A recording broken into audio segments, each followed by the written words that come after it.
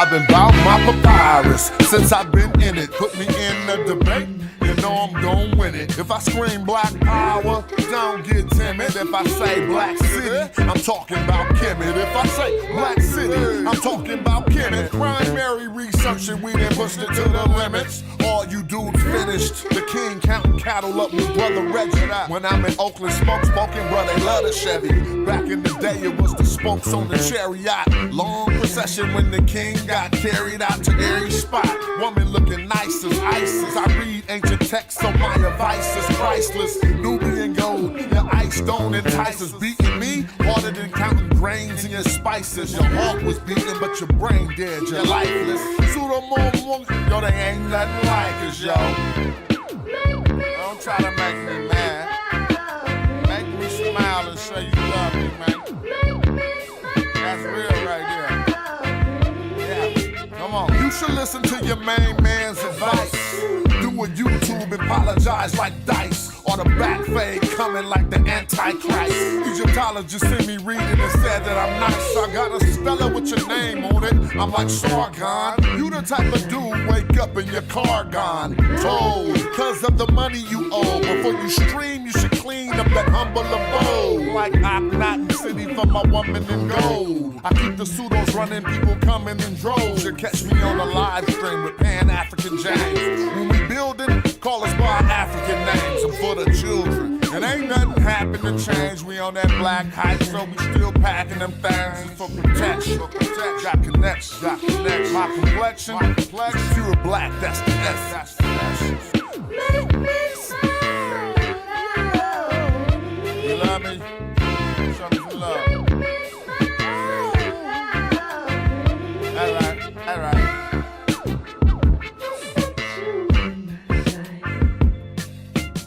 Yeah, we back on that hype.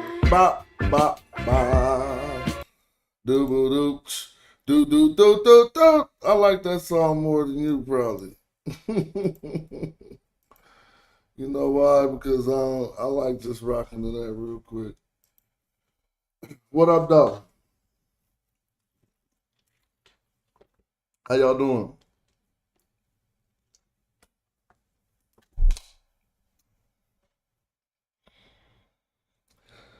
So now, we about to talk about Nubian kings during the first intermediate period. Nobody tell y'all about them, dog. Think about that. I don't even like this light. I need to change the color of the light. We about to talk about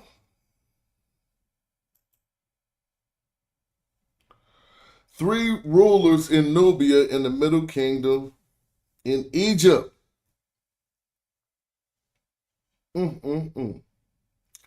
Notice how they worded that. But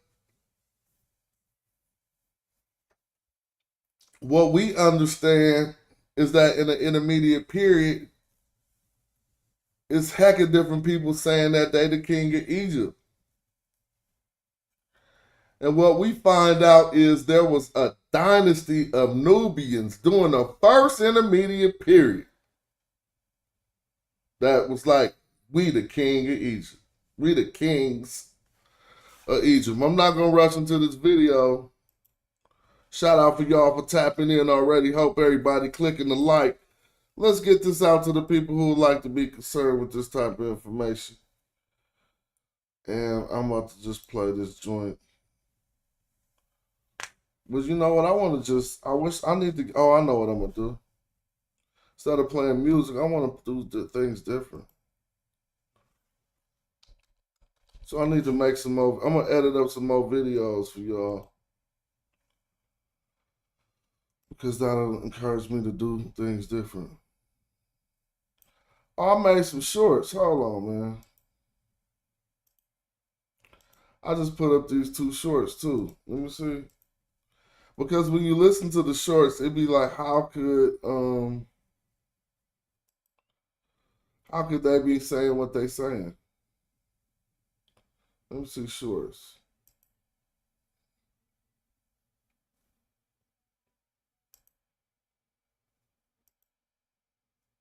And you have the situation that the political center of Egypt was often Thebes in Upper Egypt, which was still a very black area.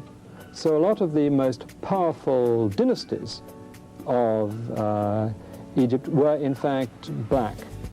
And you have the situation that the political center of Egypt was often Thebes in Upper Egypt, which was still a very black area. So a lot of the most powerful dynasties of Egypt were in fact black. And you have the situation that the political center of Egypt was often Thebes in Upper Egypt, which was still a very black area. So a lot of the most powerful dynasties of Egypt were in fact black. All right. What do you be saying that James don't be saying?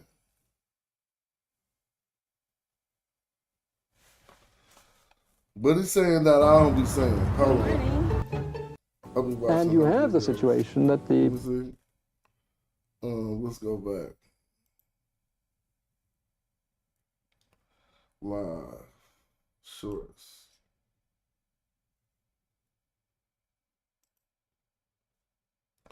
This was daunting for... As far as the... Some people didn't like Dr. Maggie Bryson when she taught them this.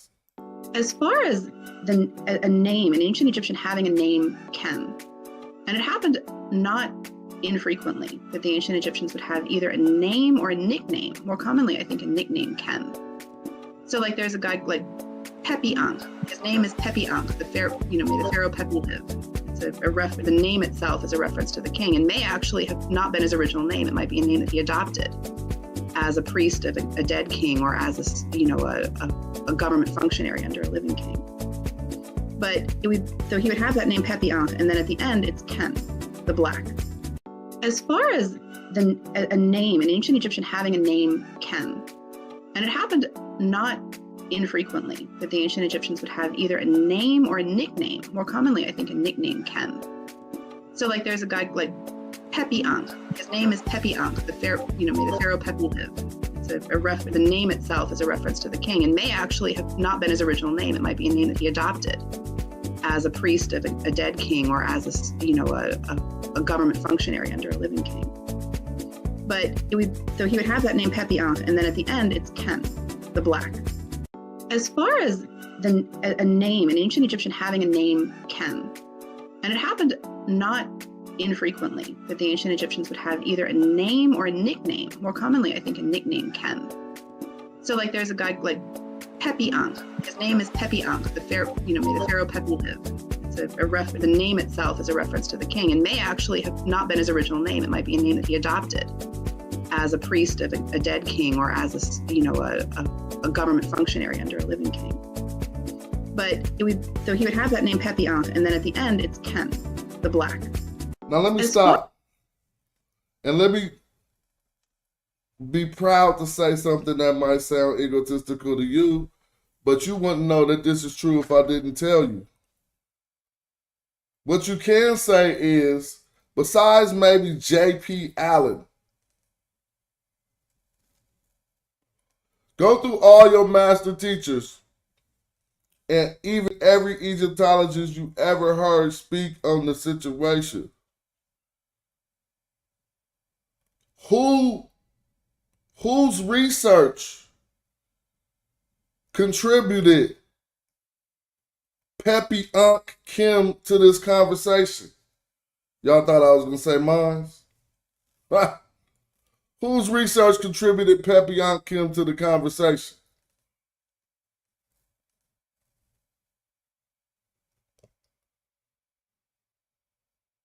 See? An archer. All of these people calling themselves Kem and being black, you got a circle around Brother Reggie, Netter Ned, and Smash. You can't go no place else.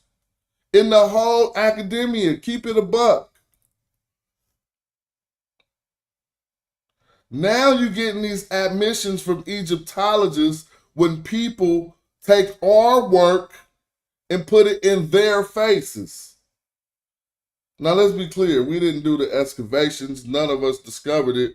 This is why you have to credit honest scholars. But one thing we don't read is German. And when they print, some of us do, but I don't. And when they print a lot of this material in these foreign languages, it ain't easily accessible by the average African American researcher.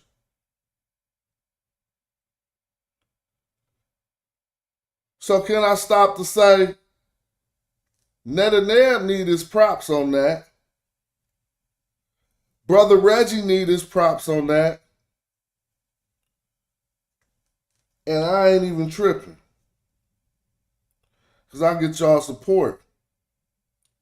And that's be a reward. But tell the truth. Slow me down and say, whoa there, Smash, hold on. I learned about Egyptians literally calling themselves black from somebody else besides you.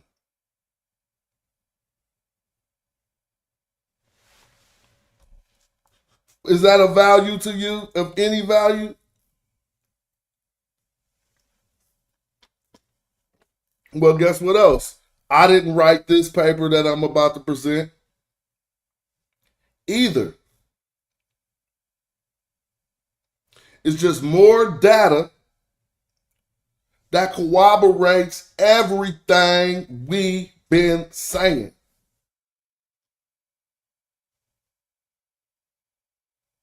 Now how, you can't lie to me how bad, imagine, put yourself in Garfield's situation and imagine you went out and got some Egyptologists to try to prove ancient Egyptians wasn't black.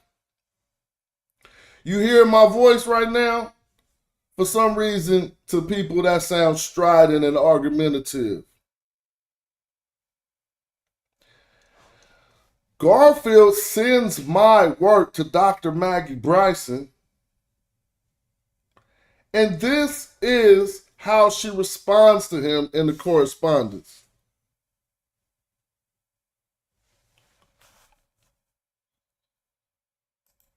Who is the most powerful person in America? As far as a name, an ancient Egyptian having a name can, and it happened not infrequently that the ancient Egyptians would have either a name or a nickname. More commonly, I think a nickname can. So, like, there's a guy like I can sympathize with. His name is Pepi Ankh, the impulse to be very. I can sympathize with the impulse to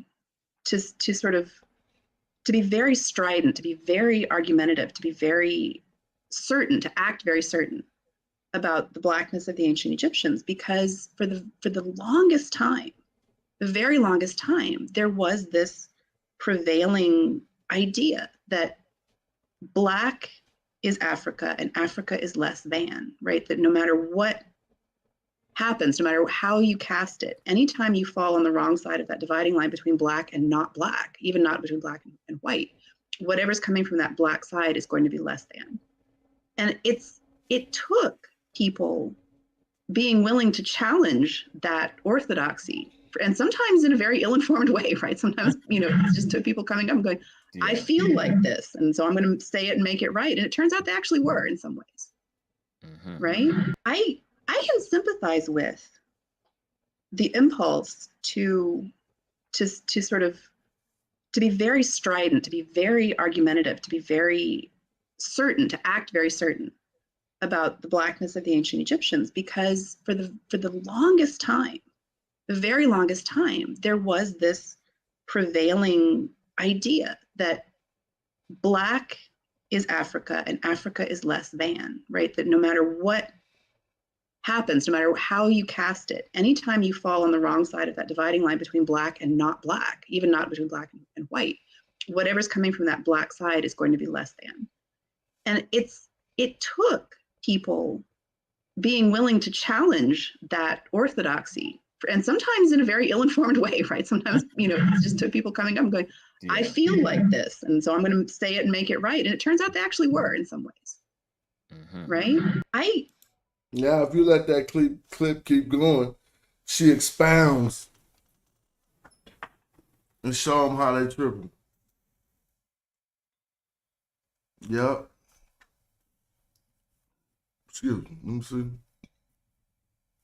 Look for the video.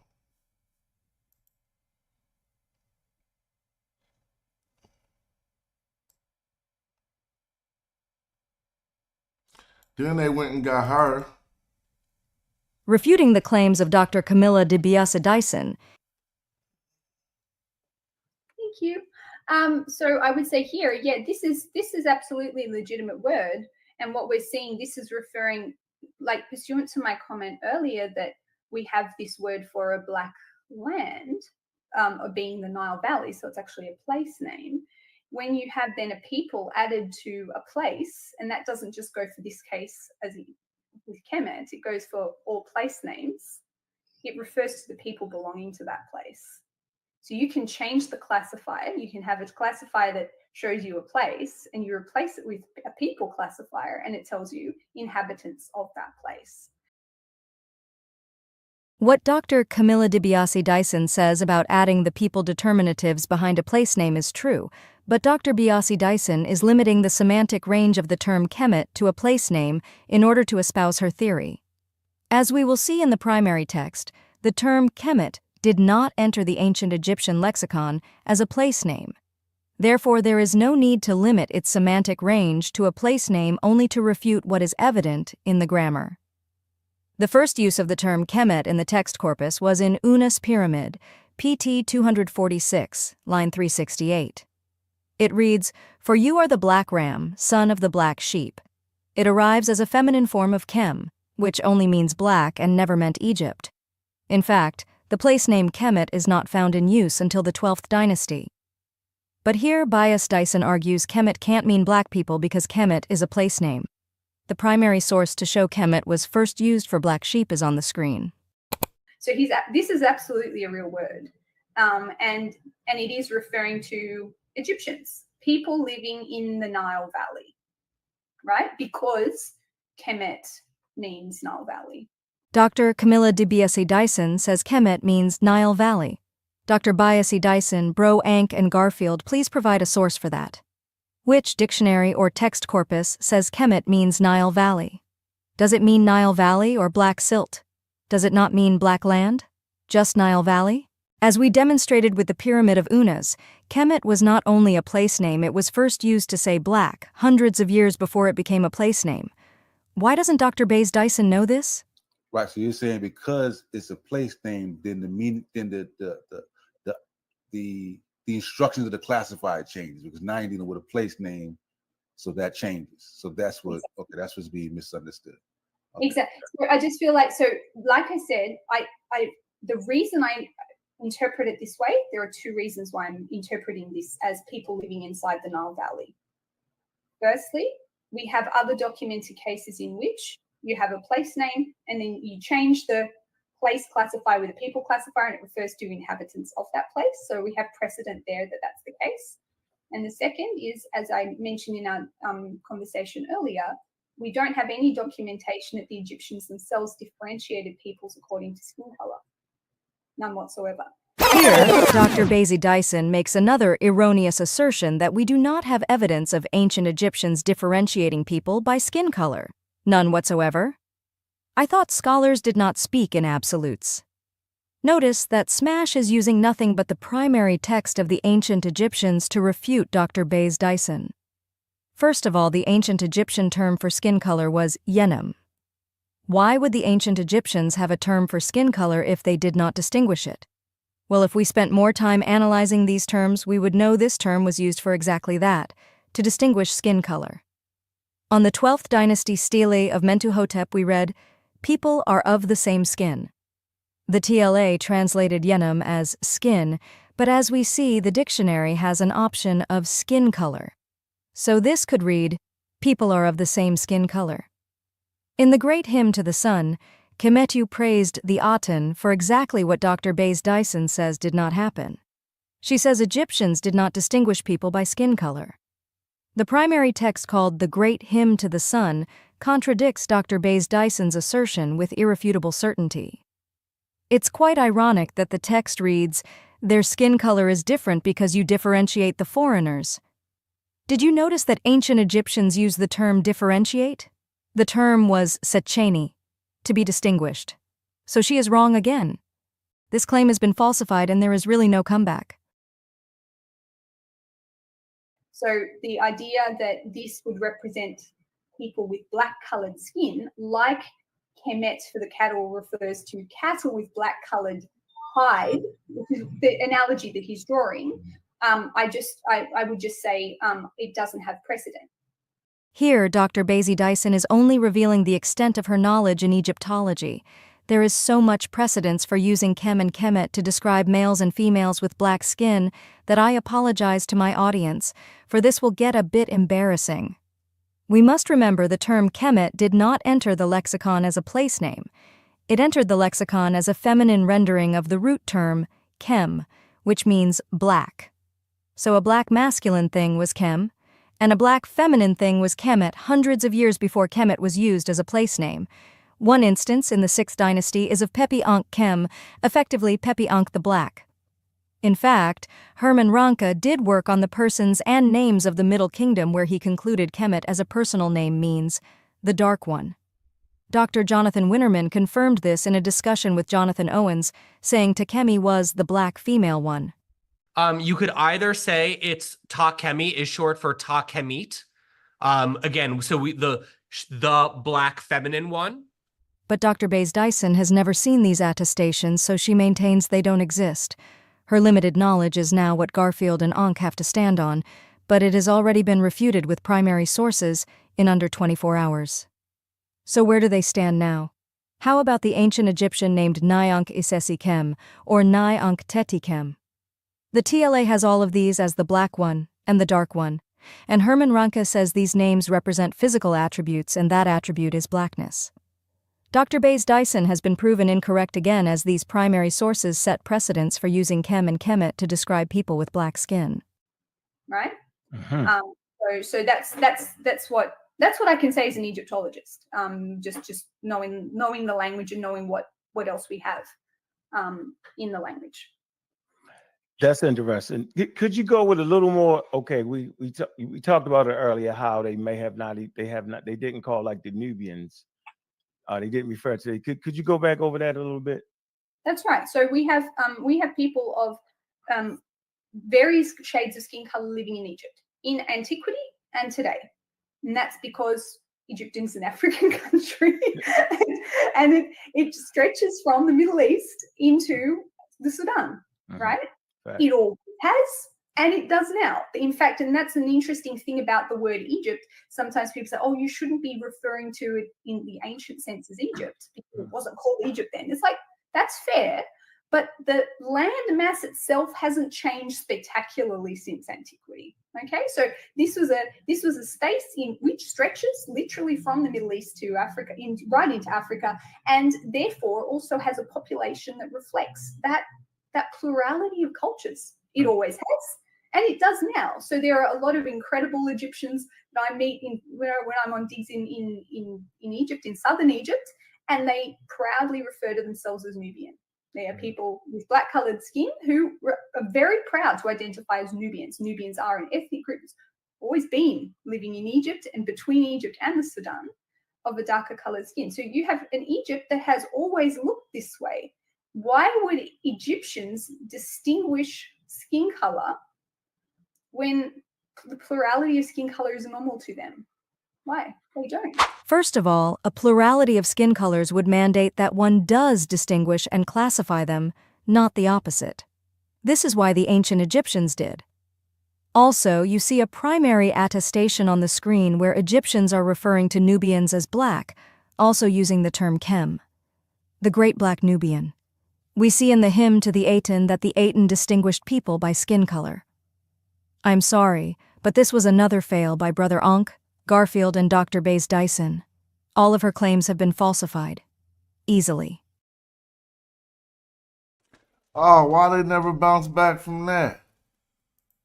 So no comeback is. That's what an archer do. Doof, doof, doof, doof. Them arrows, yep. That's what an archer do. That's why you choose a name that's appropriate like the Medjay. I heard, was that just yesterday on Chef Show? Chief X talking about he ain't had no comeback for the video that I played yesterday that killed him. So he get on there talking about the Medjay is the police. As if, first and foremost, is as being a police officer, even with that terminology, in an all-black nation, is a bad thing. See how they take they taintership from America or whatever they dealing with right now and act like there would be no policy enforcers in their black nation? Now, think about this. If you set up a black nation, right, and wrote and established the Constitution, would you not want to police it? See? You just live that, you think like a little man. No pun intended. You think small. If you did indeed ever grow to the point where you had your black nation, who would you want policing it? But see, you can only think like a civilian. What if you was in charge? See? But you ain't never really had to, in your real life, employ over 100 black men on one day to secure anything you doing. Or probably never been walking with the bag with police escorts. We different. So I just think like you can, and some people think like you can't. That's not my fault.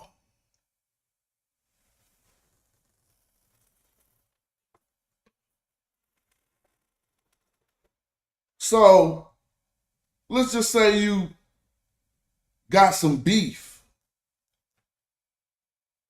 in your all-black nation.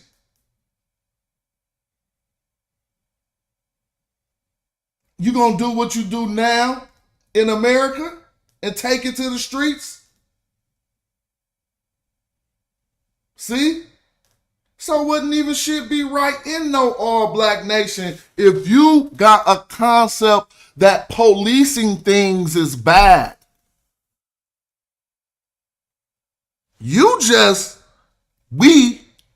All of us, just have a problem with the police force in America.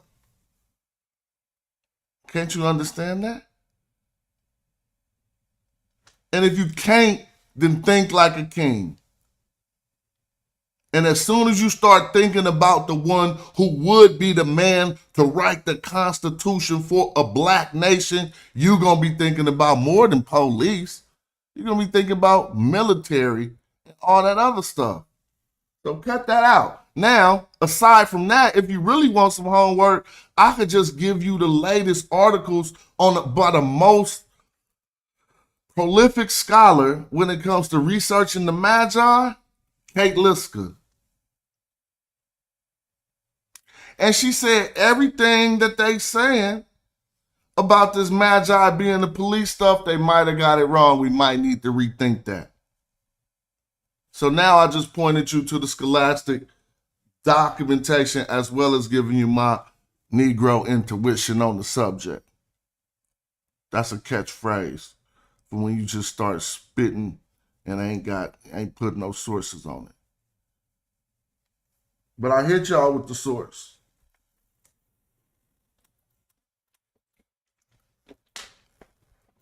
Read Kate Litzka's work, ZA. think it's LitszA. And she'll straighten you out on that thinking that the Medjay was the police. But like I said, everybody felt stupid when I asked them, if you had an all-black nation, who would you want policing it? They just had to shut up. See, you could beat up nigga shit. It's so easy. You just gotta be cut from that cloth. Ain't no dumb man prevailing in my presence. Like with that nonsense. Cut it out. We shut that shit down. What's up, Eda Reef? You say you learned from Infideci book that the Medjay actually policed the police. Thank you. See, they put that shit on. They put it on like the problems we got with American Popo is the problems we would have if we had an all-black nation. And you know damn right, if you ever got an all-black nation, it's going to be some black police. And they're going to be chilling on the corner dancing with you because it ain't the same goddamn situation.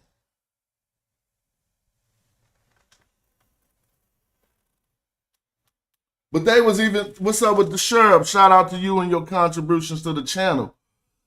It's cool to say it like that, and that's a way to phrase it too. They appeared as somewhat of a National Guard. Because when there was not no officialdom, when everything broke down, Mentuhotep had to run and go get them boys. But we about to talk about that because we got more information.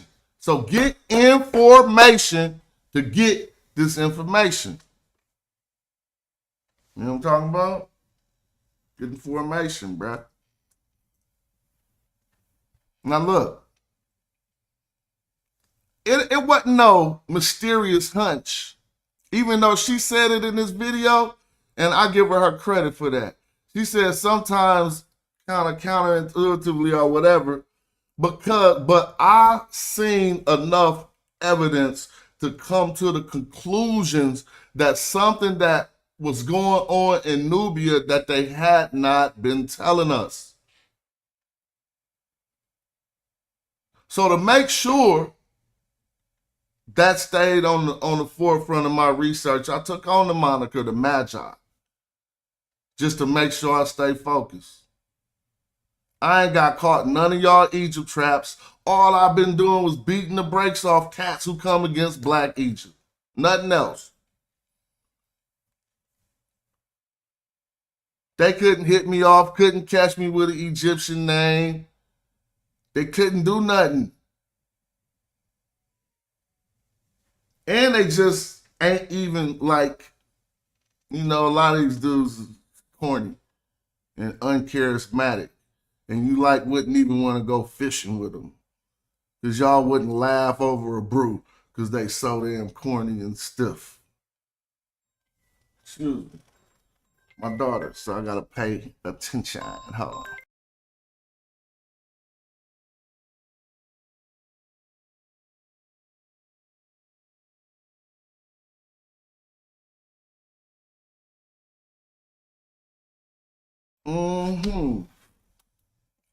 But I ain't here to bash nothing.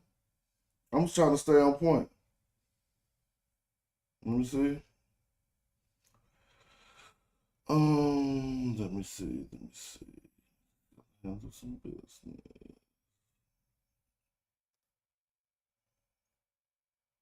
Real good. All right. Exactly. Hey, drinking brew, it's over. You gonna be trying to be like, man, you all right? You ain't normal, man. I hate when I try to kick it with a black man and thinking some normal stuff gonna happen and all this weird shit start happening. Now you like, you can't have a little drink? Oh, man. And now I'm thinking, man, I'm 49, man. You doing some 32-year-old stuff. Anyway, I'm getting off on the 10. Shout out to anybody at whatever level. I love you at whatever level you at, but I'm gonna tell you to your face though, and then we could keep on kicking it. But you feel me? Like, you know what I'm saying? I ain't like better than nobody, but I don't like that stupid stuff. I'm just going, if I can know this is dumb, because I'm not so smart. How can I notice that this is a bad decision? Is everyone in the car in on this? This is stupid. Y'all dumb as hell. Pull over, bruh. That's how I get. And cats be like, what the hell just happened? Anyway, I have some knowledge to share, some information. So if you don't like none of all the carrying on that I'm doing, you want to get to the scholastics, you're going to visit Bruce Williams at the University of Chicago, who verifies everything that I was saying already. But see, he don't even want to title it right because he trying to tell you, but he can't break the rules of Egyptology. So guess what he said? 3 rulers in Nubia and the early Middle Kingdom. Now, let me ask you something. Bruh, you not even about to trip off that. He just did the spaghetti, and I'm going to show y'all. This is scholastic spaghetti. This is a strong document, but sometimes when they face with these challenges of not just all the way saying the truth, you could catch a sentence like this. Let me point this out. I'm a wordsmith. 3 rulers in a location. But when he wanted to say next, he switched. And the early Middle Kingdom. The Middle Kingdom ain't a location. And then he go back to a location in Egypt. So he didn't want to give them rulership in a location in Egypt,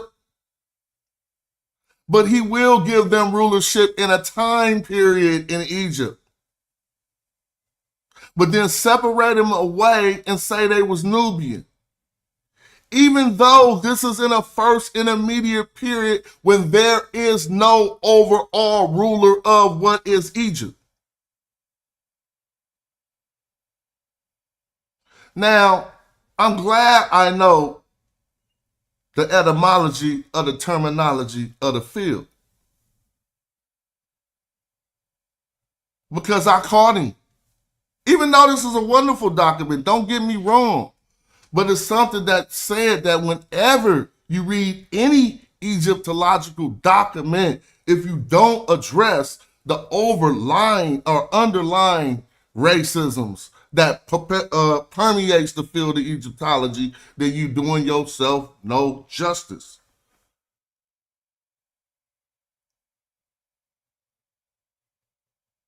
Three rulers in Nubia and the early Middle Kingdom. That's not what a wordsmith do. I caught you. And needs to connect to another location. So let's give them credit and say, okay, I'm being negative. Let's say this sentence is an admission.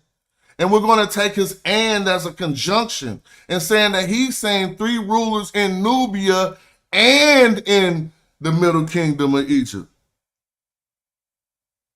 But that ain't really how that's intended for you to read. But we have to force that reading and get the truth out of this. Because that's why I'm saying people is so wise when they write a short ass sentence like that. That is like he ripping it.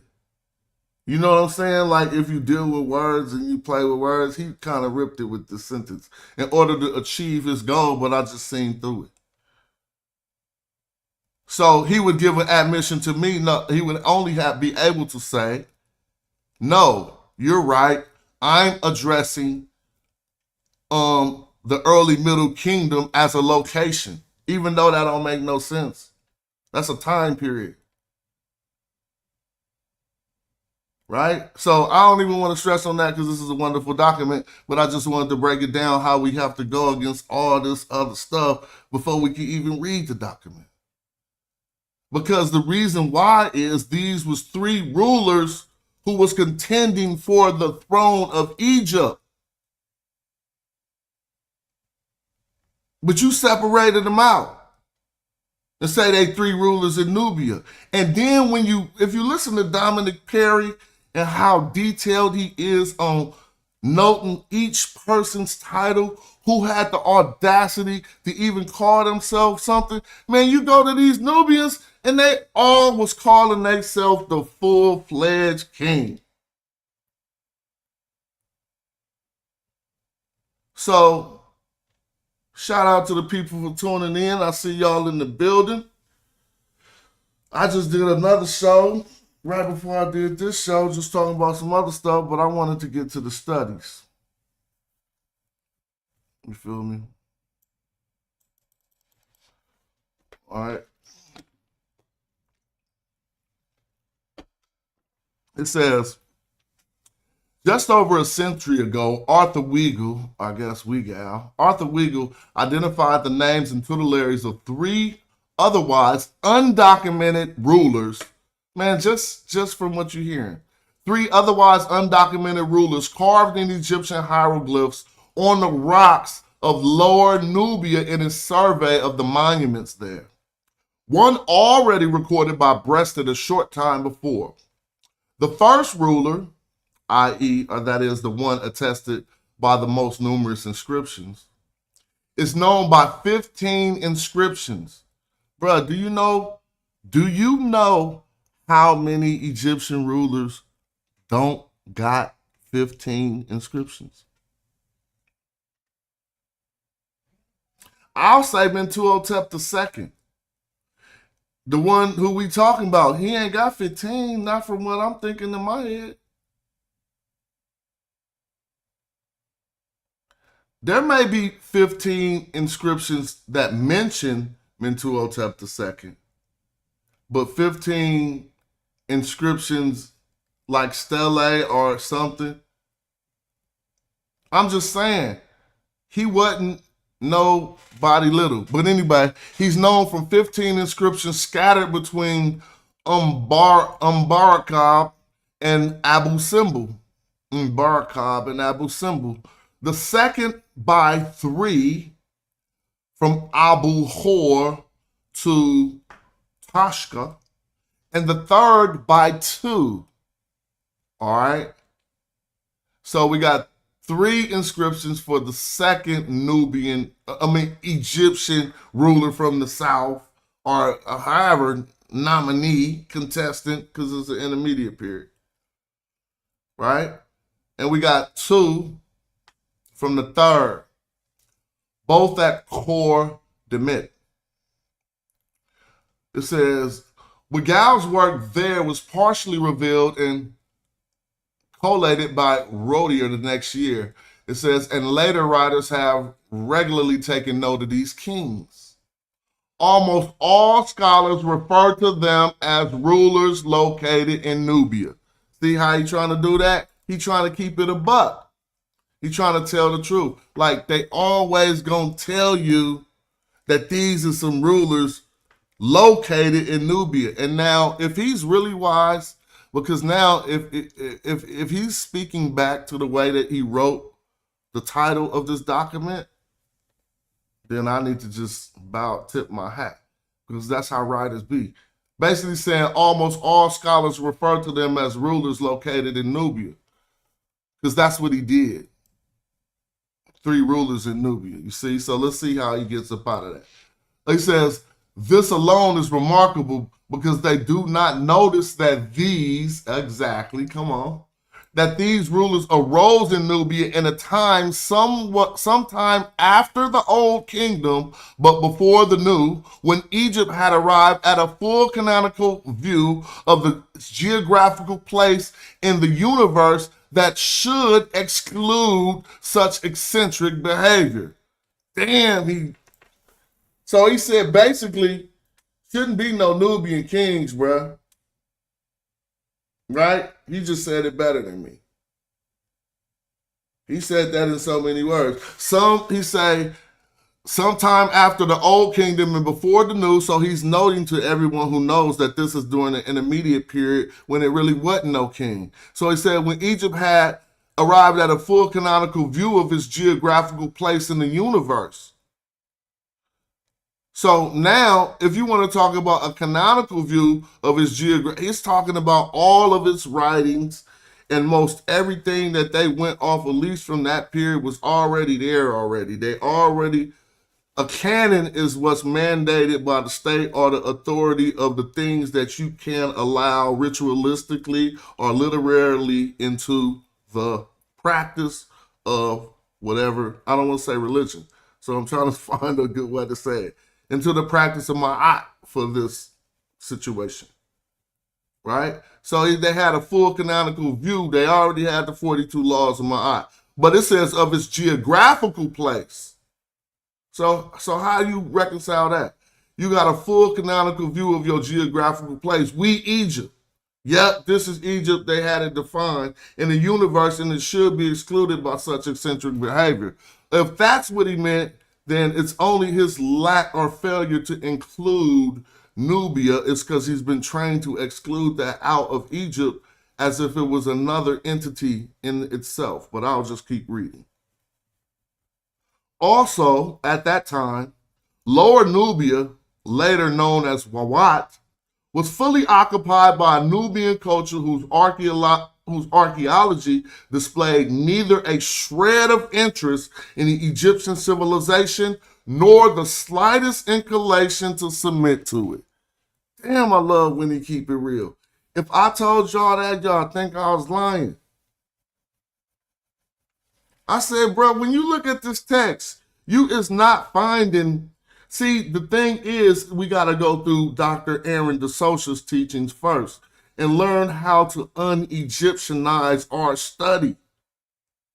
What I mean by that, we study in Egypt, but we can't act like we study in the king of everything we study in. We always think that it's Egypt and its subordinates. And in every account, specifically in the account of Punt and the account of the southern neighbors, Nubia, and in some accounts of Kush, that wasn't always the relationship. Meaning people gonna say, I can show you all kind of tribute mandated by the Pharaoh for Nubians to bring them back, but they don't know the language. And they don't read the glyphs, so they don't know that the name of foreign tribute and the name of indigenous Bach payments or Inu gifts are two different things. Now, I said Inu gifts, so I wanted to go a little farther to make sure I ain't saying nothing, but Bach payments and Inu gifts. So let me show you what I'm talking about.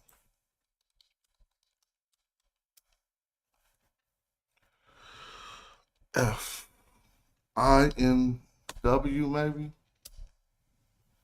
So this is a carrier, a bearer, but we're gonna see eventually what he's carrying is a gift. But I probably should just put gifts. Oh, there you go. Now, tribute of subjected lands, right? Gifts from the palace or dues to be paid is one way to look at tribute. Inu gifts. They say when you find Inu, but then if we look at, Bach, right? Now, Bach is a tribute that can look like a tribute when you see an ancient Egyptian vignette, but that's the local workers. Those are the people who are in the Egyptian society bringing back gifts.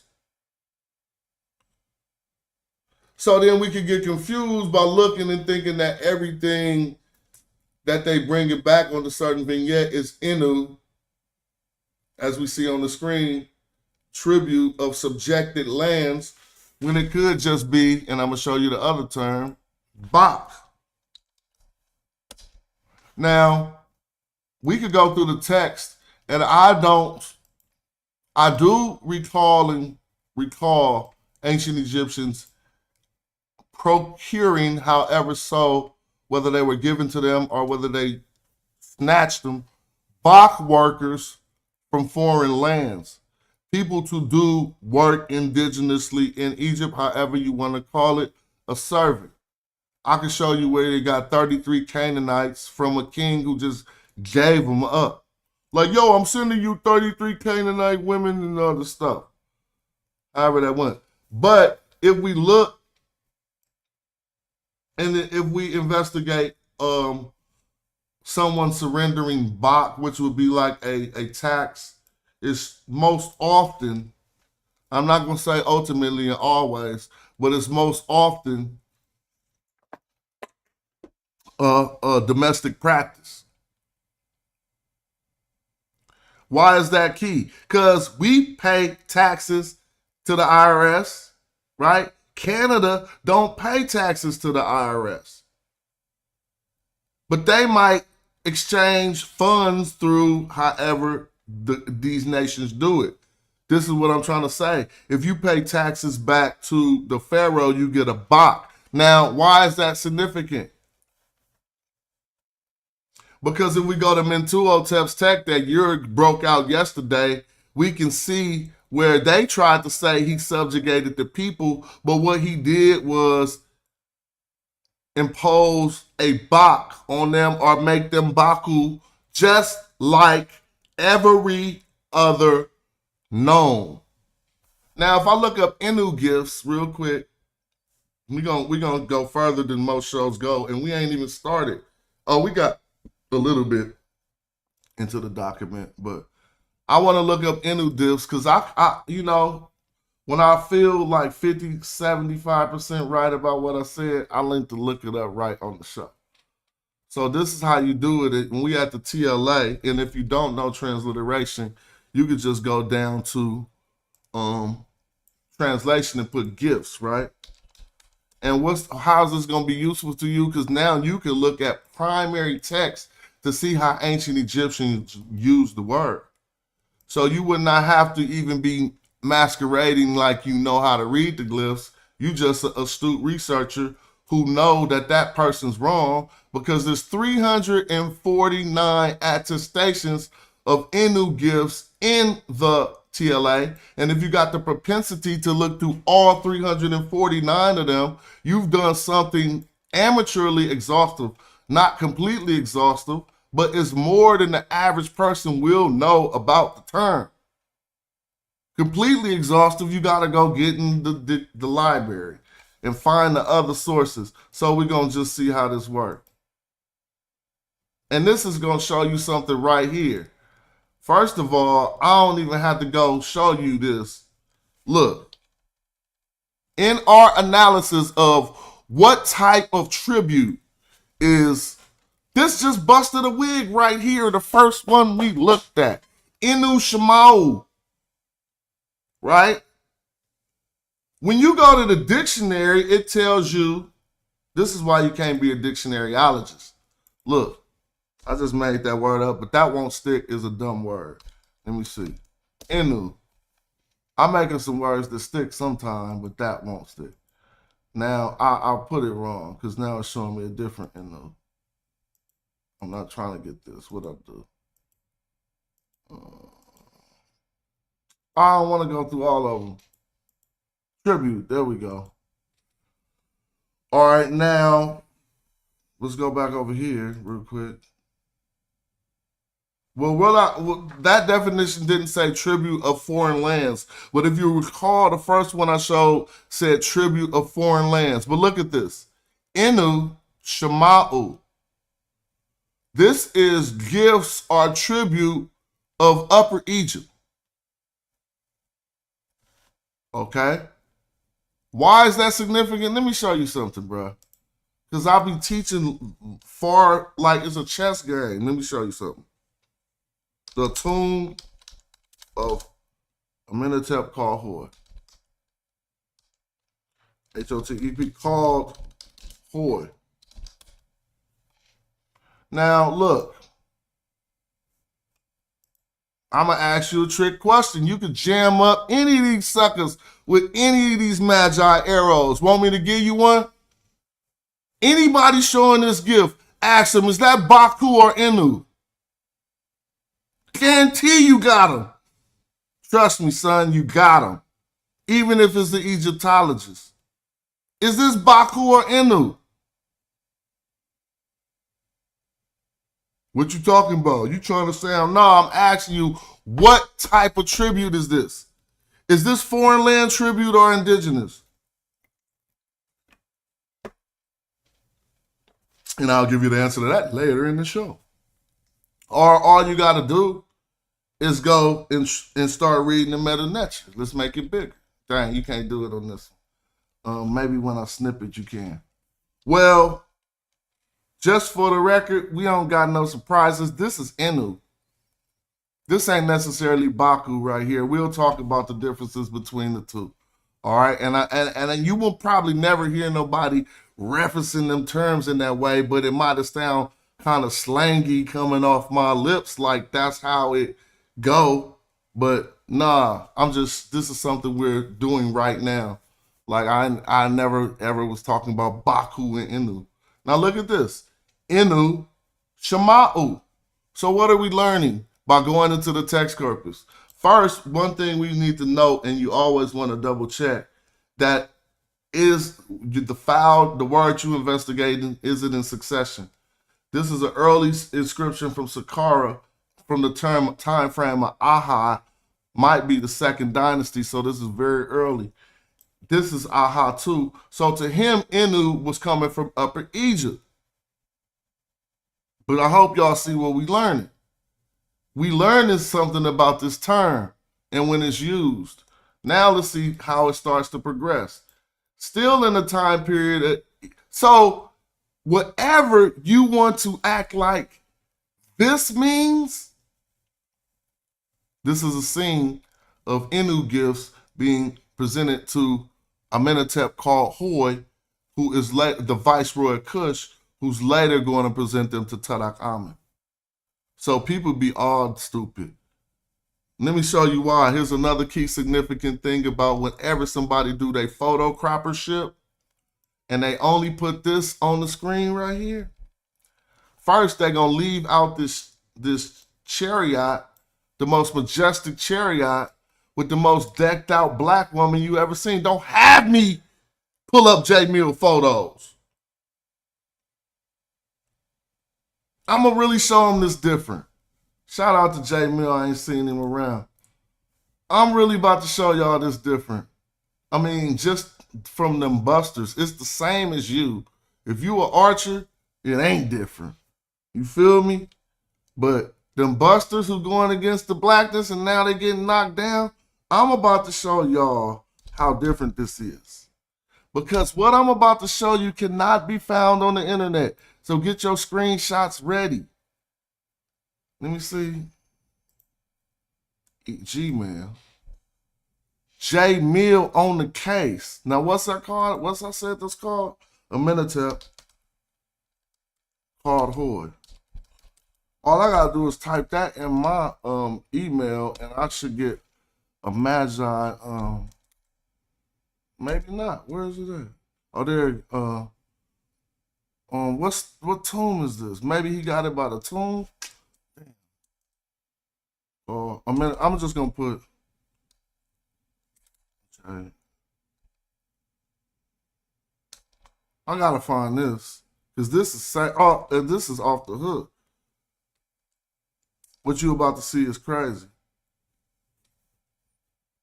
All right, I'm gonna find it a different way. Maybe it's in my drive because it ain't coming up in there. Share it with me. A minute. Called Hoi. Dang, I gotta find this. Maybe I'm just gonna put your email.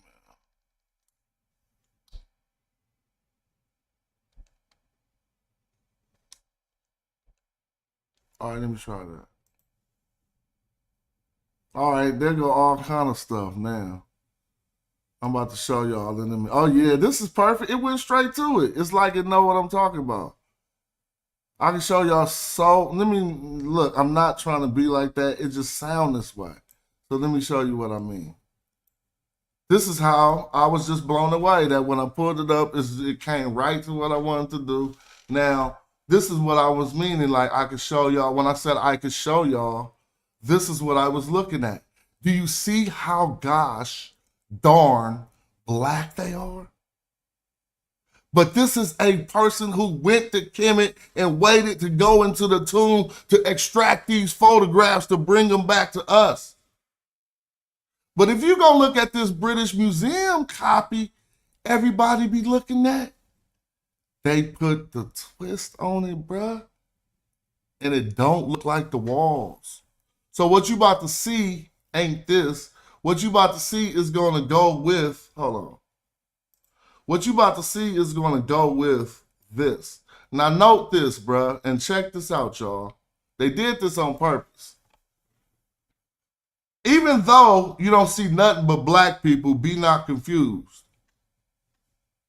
They took these dark-skinned black people and guess what they did, y'all? They lightened up the hue of the black people in front of them to make it look like some lighter-skinned people is bringing back these dark-skinned people. Even though they couldn't get away from the fact that these is various hues of Nubians. But I'm going to prove it so much to you, you're going to say, damn, hell no. And my man had to damn near crawl into a tomb to get this. So shout out to Jay Mill. Now, when you see this black woman, she gonna be darker than him. Let me show you. You're gonna say it ain't so. Here she go. Who got the drum roll? There she go. Wait a minute. That ain't, oh man, that's another one. I'm gonna show you another one where it happened, but hold on, please. I gotta find this. Oh, it's making me mad. Oh, there, is that it? I think it's gonna be on this.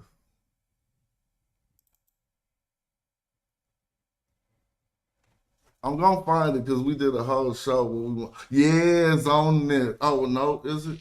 That's a different register. Well, I'm gonna find it. Don't worry. It's J Mill Thorough. Oh, it's gotta be on this.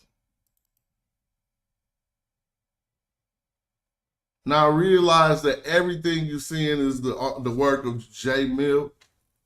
Now look at this first. This is what I want you to see. When I zoom this up big. Can I make it bigger? I'm going to just snip it for you. Now this is what the wall really looked like. And let's snip it. And what you're going to see is they've been, now I ain't going to say they've been, her black hue has been deteriorating. So they just helped it finish deteriorating. And I'm talking about specifically the powerful person inside of the chariot. All right? And tell me I made that up. Watch this. Now look at her. You didn't look at her arms. She black as them. You see that? You see that? Man, I need to snip this bigger. Because somebody can say they can't see that. Yes or no? Can you see that the woman escorting these people who must have did something bad and they got snatched up by the Medjay and said, here, good mama queen, do as you wish. Get these suckers up out of here. They not like us. They probably, how you know they wasn't touching people? Now, if I take you back to what's at the British Museum, she no longer gonna be a black lady escorting them. She gonna be like her helper. Just look at her arms and look at their arms. And then look at bruh in the front right here. So don't be not confused. This is my hue. I'm not dark as these black people right here. I'm kind of like, I mean, I wish I was. I'm very similarly close. But I would be, you know, they would call me reddish dark. So don't be thinking I'm champion blackity black. I ain't even that dark. I'm just showing you I know the shit. And shout out to J Mill for going. No, you got to go to the tomb to actually do this. So take your screenshot now. Because you got to go to the tomb to get this one. It's not on the internet nowhere like this. And I did it. I mean, when I first seen, I searched and searched. I even went to the British Museum. I'll do it live. I'm gonna go to the British Museum right now and watch how light-skinned she about to turn.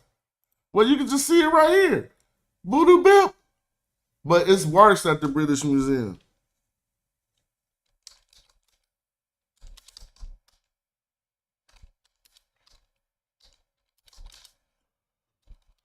I put British Museum to Ahoy, and here we are. Now watch how worse it get at the British Museum. She gonna look like she Asiatic. Oh, nah. Tomb Ahoy called Amenhotep. I mean, Amenhotep called Ahoy. Amen. Dang.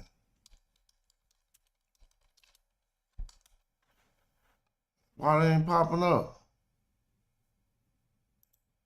They gonna show the tomb probably. But if you look at the reconstructions, all the reconstructions, maybe I gotta go to the images and then it's gonna go to British Museum. One of these is the British Museum. All right, forget it. But y'all seen it already. And I'm way off the subject. I ain't even talked about no 3 Nubian rulers. Now we ready to get it in on that. So, but y'all seen it. I know everybody see it. I'm just don't want to get too, because that wasn't my ultimate point. Here it go. It's all over the place. She light skinned when you clicked on it. This the same one at the British Museum. Look how they fared her up, y'all. It's crazy. Like, look at this. Well, that's, I mean, they do it. That's half the reason why they do them reconstructions. But forget it. I'm not on that no more because I can't find the British Museum one. I mean, I can, but I want to get on with the show. But note that I want to note, before we rush off, we were in the TLA. And yet we had not found when Innu gifts had started coming from foreigners, remember? So if the Nubians is bringing Innu gifts, and so is Upper Egypt, who's to say that that is a tax imposed on some Nubians that wasn't imposed on the rest of Kemet? See, this is how we do this. This is why they can't get around us. He said, go to images. All right, I'm going to try it one more time. Tomb of Amenhotep called Hoy. Yeah, it's right here on Flickr. I mean, she's stupid like. Now, say I'm making too much of it. Okay, possible. No, but you know what? I'm not doing this because this looked like somebody's picture and she is kind of dark on that. You have to see the reconstruction in the British Museum because this is what I'm complaining against.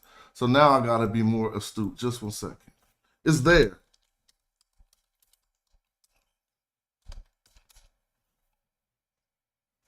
Why when I put British Museum, it normally just pop up, be the first thing at the British when I put it. Maybe I just supposed to put Tomb of Hoy. Tomb of Hoy. Yeah, that's why I take off the Tomb of Amenhotep called Hoy. Tomb of Hoy. Now it better pop straight up at the British Museum. Metropolitan Museum. That's why I keep saying British Museum. Nope. Tomb of Hoy, hold on. Okay, we got to find the right one. Well, maybe it's at the Met and not, yeah, it's at the Met probably. All right, I'm just going to put museum. That's why I can't find it. Yeah, there you go. It's at the Met.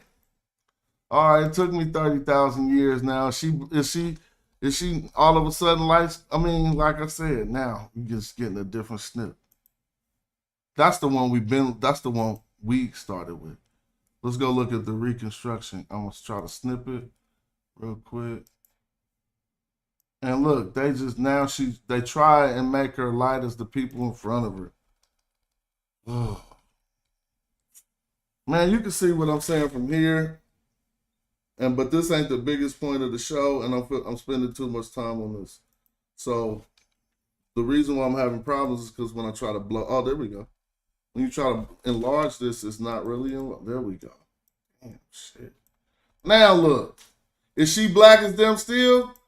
See, she still got some hue, but they took her off and they got her a little lighter. If you say, okay, I'm over-exaggerating that, no, dude, she's the exact same hue as this dude right here. And even in her face, they not representing it like it's a blemish of her blackness. They acting like, look at her face. Just look at her face.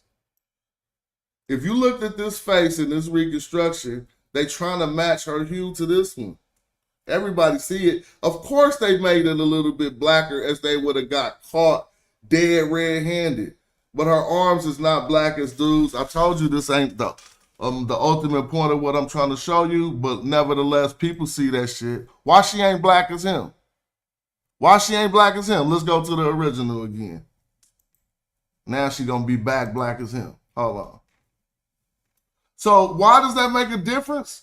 Dude, because if it is Nubians bringing those captives, then you can't be acting like this was some slave raid or something that they did to procure. Yeah, it's definitely a good reconstruction, but they obviously and intentionally represented her lighter than the person behind her. And now, if you say, now, SOT 12, I said it was a good, I agree with you. Now tell me if you can see or not that this one, her arms are exactly the same color as the dude behind it, with a little bit of fade on it. And her face still black on this. Her face is still black. When I switch to this one, her face is the same color as the person next to it. Now, some people would think I'm pointing out an insignificant whitewashing or something that could happen in error. Well, the whole story of this gets mistold when people photocrop this section and use this to say Egyptian did slave raids into Nubia. Look. But if you go back, you're going to say, hold on. This is a process that was controlled and handled by all Nubians who, okay, 2% lighter, that's cool for you. But nevertheless, that ain't my overall point of the video. 2% lighter is lighter. If you only want to get it, you can't see 2%. Stop acting like you a fraud, SOT 12. If 100% is the ultimate, you never seen 2% with your eyes. So if somebody 2% lighter than me, you could detect that with your eyes. I caught you frauding up, SOT 12. She at least got to be 10% lighter for you to detect it with your eyes. But now again, don't get it twisted. I'm not going too far for that. I'm gonna go as far as you going with it. If it's only 2% lighter, then I'm gonna say it's 98% lighter. See how crazy that is? We don't gotta be that extreme. But you getting too much talk time. Let's get back to the teaching. Shout out to you. We were making limited progress in learning whether or not this tribute was also the same type of tribute every other known brings to Egypt. Now look at this. Pharaoh Aha keeps on using Inu as gifts or supplies with all of these. Now let's get out of this Pharaoh. Let's see what the next one, how is it used? All of them is coming from Upper Egypt. And I'm just reading the glyphs, so I don't gotta translate this part. That fish in the bowl could also be Inu. And then that's Upper Egypt. So that's what I'm looking at. Until it changes, it's safe to say the first form of Inu tribute was also domestic. All right. Now let me start to tell a little story. The story started in the first intermediate period. It really started at about the 6th dynasty. First of all, dynasty and intermediate period, those are terms of Egyptology. Wasn't nobody walking around Egypt saying, it's an intermediate period right now. They don't got no meta words for that concept.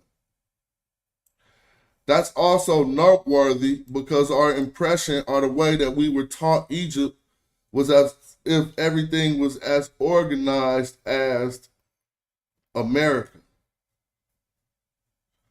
So if you think about it traditionally, if a king died who didn't have no heir, first of all, you got to think rumors of that is already circulating through the society that the king is hella old and he ain't got no heir.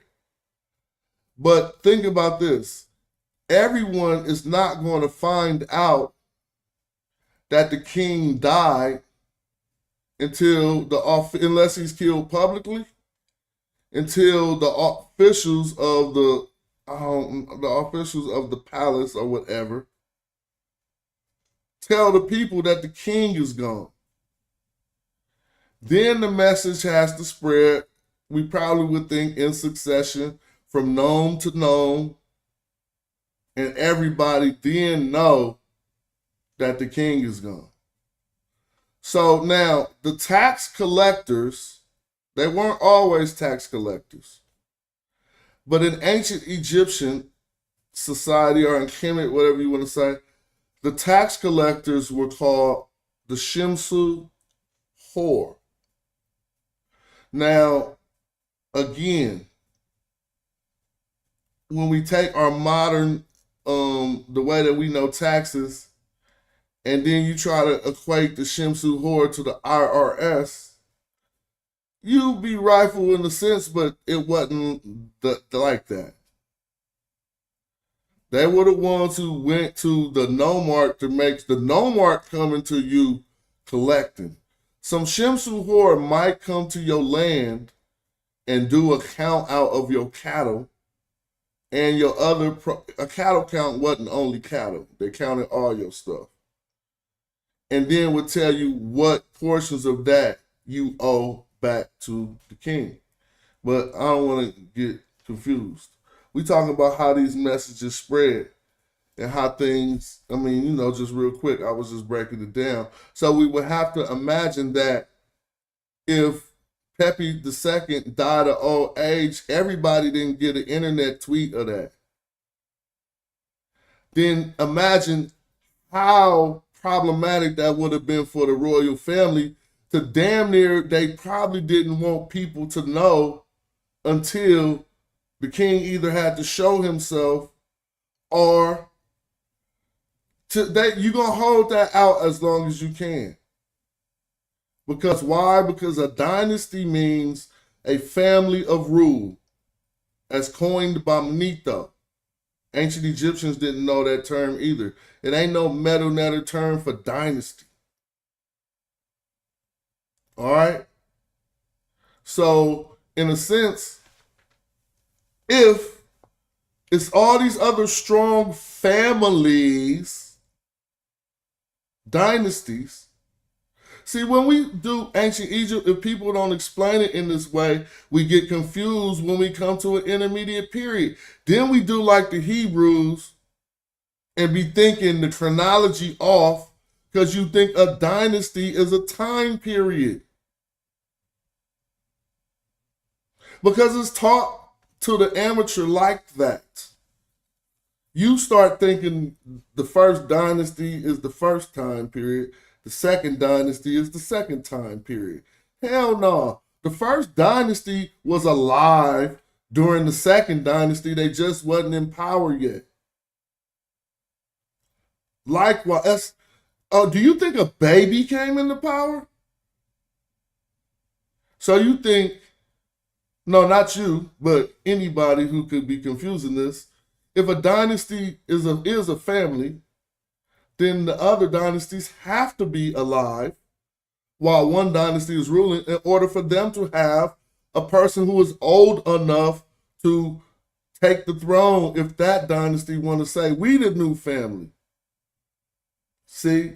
So why I'm explaining this such in detail, and it's going to lead all the way to us talking about these Nubians and Kemet, I must just need like a real class, dude, because I got too much to say. I'll be talking for 2 hours before I even open up the stream, but it's a lot for us to know. This is all leading to the Nubians down in the south, just trust me. So Pepi II died, right? So how the word spread?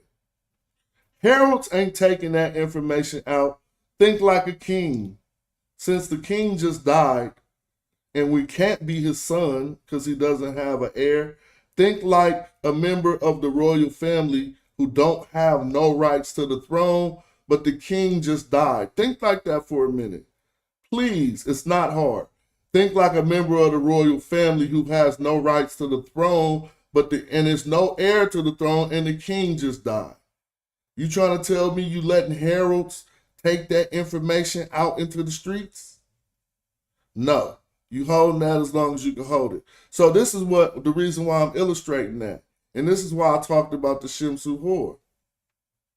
Then what would have been the practical situation in the land that we start to call the first intermediate period? Now we know that the 7th dynasty, the 8th dynasty, and the 9th dynasty, and could have been the 10th and 11th, was all in different areas of Egypt, because that means family. And if the big boss, Pepi, just died, and there's no heir to the throne, then let me ask you a question. Who's sending out the Shimsu Hor? The Shimsu, let's just say all the king's men. Feel me? Now they could try to front for a minute, but the king got to show itself. Yep. Taxation, land grabs, and we're going to talk about all that. But since they were situated already, it wasn't more of a land grab. It was the people who supposed to come collect these taxes ain't came. What's the situation with the officialdom? Ain't no Shimsu Hor came through. I'm the nomarch. I collected all my people and my gnomes' taxes. They sitting right on the table. But ain't nobody coming to collect. Send out a messenger. Now I'm only giving you my practical situation from really doing the knowledge on it. Since ain't nobody coming to collect, the Shimsu Hor ain't getting issued to go out. The cattle count, it ain't like collecting taxes and stuff in America. All right, let me slow down. So the cattle count is counting all of the stock and inventory of the nation. There, I need some water. It's choked up. Grab your water, man. Hold on. Black people, I love you, and I love you enough to tell you, you ain't ready to revolt shit.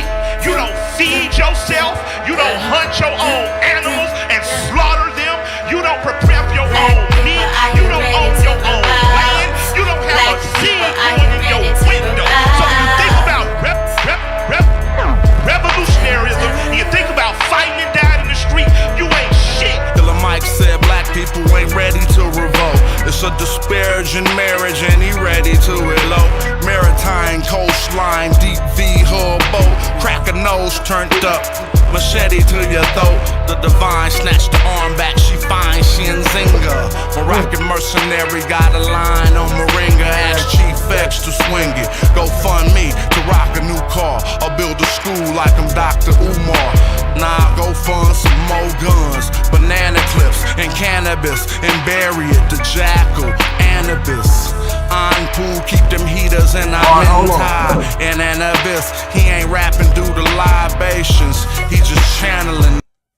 Someone was making a good point, but I don't think, Stock 12 asks, if those Kushites at Hoi are bringing captives, you made a lot of assumptions right there, as tribute to Tarak Amen, when the Egyptians take them at that point, their role, those definitely so, but their role would not be, synonymous for what you call a slave, right? It would probably be more, they have a term called a marut, and that's what they would enter the society as. You have to ask yourself, okay, first of all, slave is at the bottom of any social structure, right? Now, what terminology would they tag a person who was brought back to Egypt under those conditions? They would be called maruts. Maruts. Now, a Marut, MRT, however you want to say it, a Marut, if you look at, and I say this often, please try to look at J.J. Shirley's dissertation called The Officialdom of Egypt, The Officialdom of something, Egypt, whatever. It's J.J. Shirley's dissertation, though. She only got one, so I guess. But look at that, and it'll reveal a lot of things about the term Marut that you entered it, that one would enter the society in. Yeah, he just made up that Cushite stuff. He just made all that up. Those ain't Cushites. They actually do. Let me show you how we do this. If you really want to do this, Sot 12, you gotta start reading the shit. Cause I'm gonna have so many like little tricks I could pull out my sleeve. I don't even want this advantage. You know what I'm saying? Learn how to read this shit. I procured the advantage by accident just because I had the execution propensity to learn something. It ain't nothing special. We could all learn it. Let me see. So let me show you something. And too bad only a few people will even be able to contend with what I'm saying here. But I'll try to use tools and arm everyone with just enough to know that we don't really be playing, bro. All right? Let me show you, Sot 12. Slow down. Let me show you.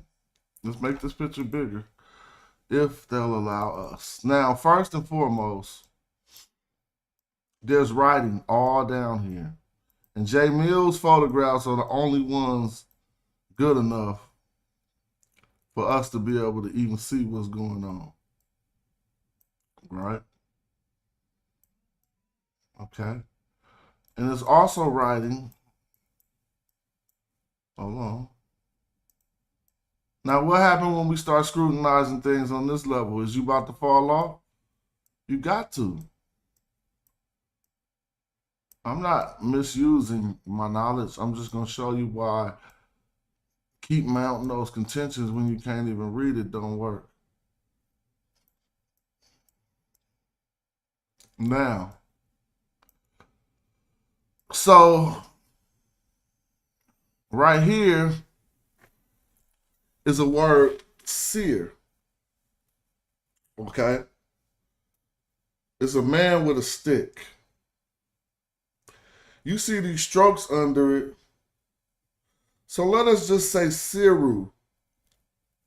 Why they did not spell out seer or do it, they just wrote it pictorially, is because you could do that.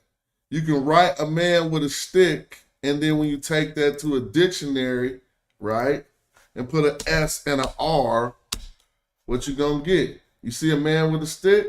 But I'm going to show you something different. Hold on, that ain't the right one. That's just a different man with a stick. Trust me, his stick about to change. And you're going to know the difference in the sticks that they holding. See? So look, you holding a long stick, what are you? Well, I'm just going to tell you. If you're holding a long stick and you're standing upright, at 90 degrees, you're an official. Okay? A dignitary. Okay? If you're holding you're a seer. Okay? Now, if you're holding a stick and you humped over like you're not a young man and healthy, what is you? I mean, I gave it away. See the difference?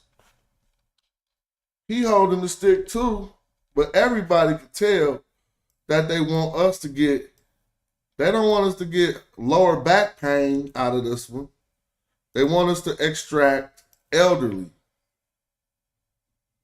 See how quick that was? We put the S and the R. We got the stick. Hold on.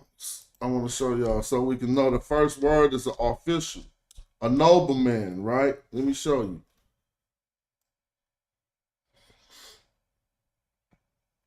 I mean, it just said nobleman. I'm trying to take it back. Oh, you know what? I got an appointment too. Nobleman, a magistrate, a seer, right? So we got that down point. Now check this out. That's that. His stick long, you can tell. It go way up to the shoulder almost. Now, since it's 3 strokes, you see 4 strokes. This is 3 strokes under him. They probably came out to here. You feel me? So this means officials. The officials, because it got 3 strokes under. It might be another stroke under here.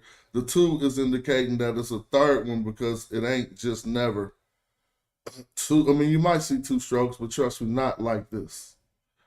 Not just under a determinative. The 2 strokes, if you see them, they will be part of a word.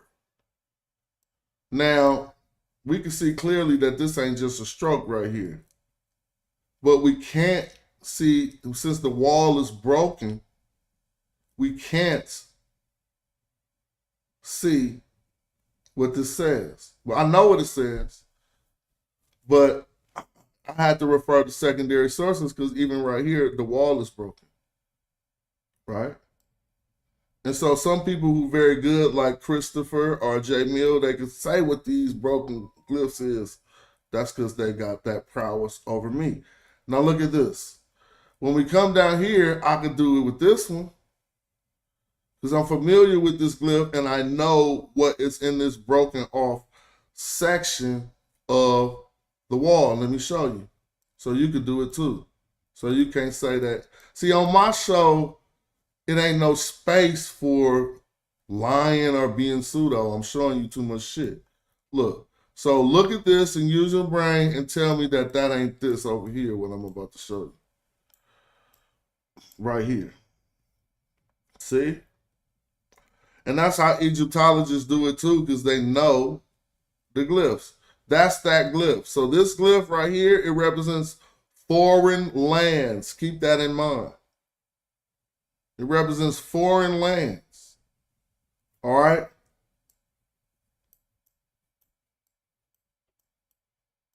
Now, when we see these are the princes and princesses, because it's plural, some word I can't make out. But then we see this is a name of something, and it's why is a name of a location? Because here's the determinative under it that let us know that this is a foreign land. So far, I know what this says. It says all the officials of the foreign lands. But what you have to trip off is not that. It is this that a lot of people miss. On the black dude. See him down here. Who is he? If anybody could I know archers can. If an archer want to knock this out, I'm about to toss it up in the sky. You can shoot it right out the sky. Who is he?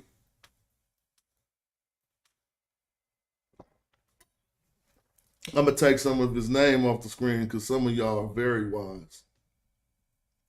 Who is he? I tossed it in the air. It's about to hit the ground in a minute. Somebody's supposed to shoot that out the sky. And you don't even know why you're supposed to know him?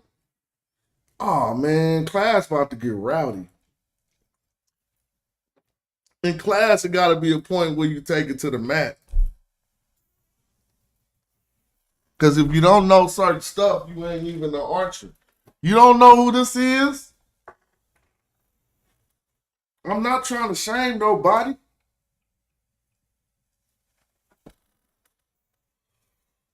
All right, we're going to wait. Because I know my archers know somebody about to hit that off. If not, then we're going to store it and we're going to know from every time after this. And everybody watching going to know. That's why I like teaching shit.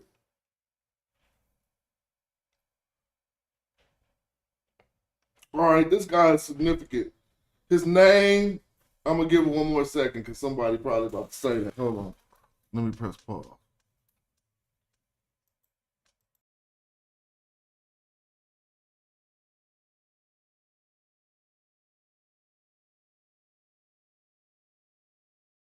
All right, his name is Haka Nefer.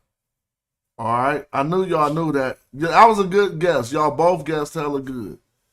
Y'all both, those are both excellent guesses. Hoy was the one. Yep. Now, Yurik even went further and told you his title, but he didn't tell you his name. Yurik is an archer like that. You feel me? He said that's the Prince of Mayan. All right, why am I hinging on Hakan Nefer? And I'm going to leave it here, and then we're going to just keep on just learning things. We can absorb all this. Trust me, these is not my arrows. I'm not no I would love to see this information disseminated more. Just vet it and then spread it. Come on now, that's what we talking about. Archers, vet it and spread it, bro. If it's good information, get this shit out. Because what they don't know is, behind Hakan Nefer, not physically behind him, but behind study and the research of Hakan Nefer, we learn about the dual representation. I'm talking about physical appearance. The dual representation of ancient Egyptians. What do I mean by that? Here we see a dignitary, the Prince of Mayan, Hakan Nefer. Somebody could tell me what that stance he is called. Tawar? Nah, I forgot what the stance. Ta-dua? Dua-ta? We about to look it up real quick. It's when you kiss the ground. I think it's called dua-ta. Somebody correct me. Ta-dua? D-W-I. No, ain't nothing for that. What's it called when you kiss the ground? Kiss the... There's something in here for kiss the... So kiss the earth. It's called sin-ta. All right, I said Ta. What was I saying? I knew Ta was in there. Yeah, there you go, the sheriff. Look at him. The sheriff got his TLA popping. Oh, that made me feel hella cool that you said Sin Ta, bro. It's like I just seen you go, pew, and hit an arrow. I mean, you hit the target. And Amin Kaf hit the target too, but you put Shin Ta. The capital S is Shin. Hey, that's the best way to learn, bro. I'm sorry. Because you're going to do what you do as a man on your own, and then when we get back to kicking it with the knowledge, it's cool.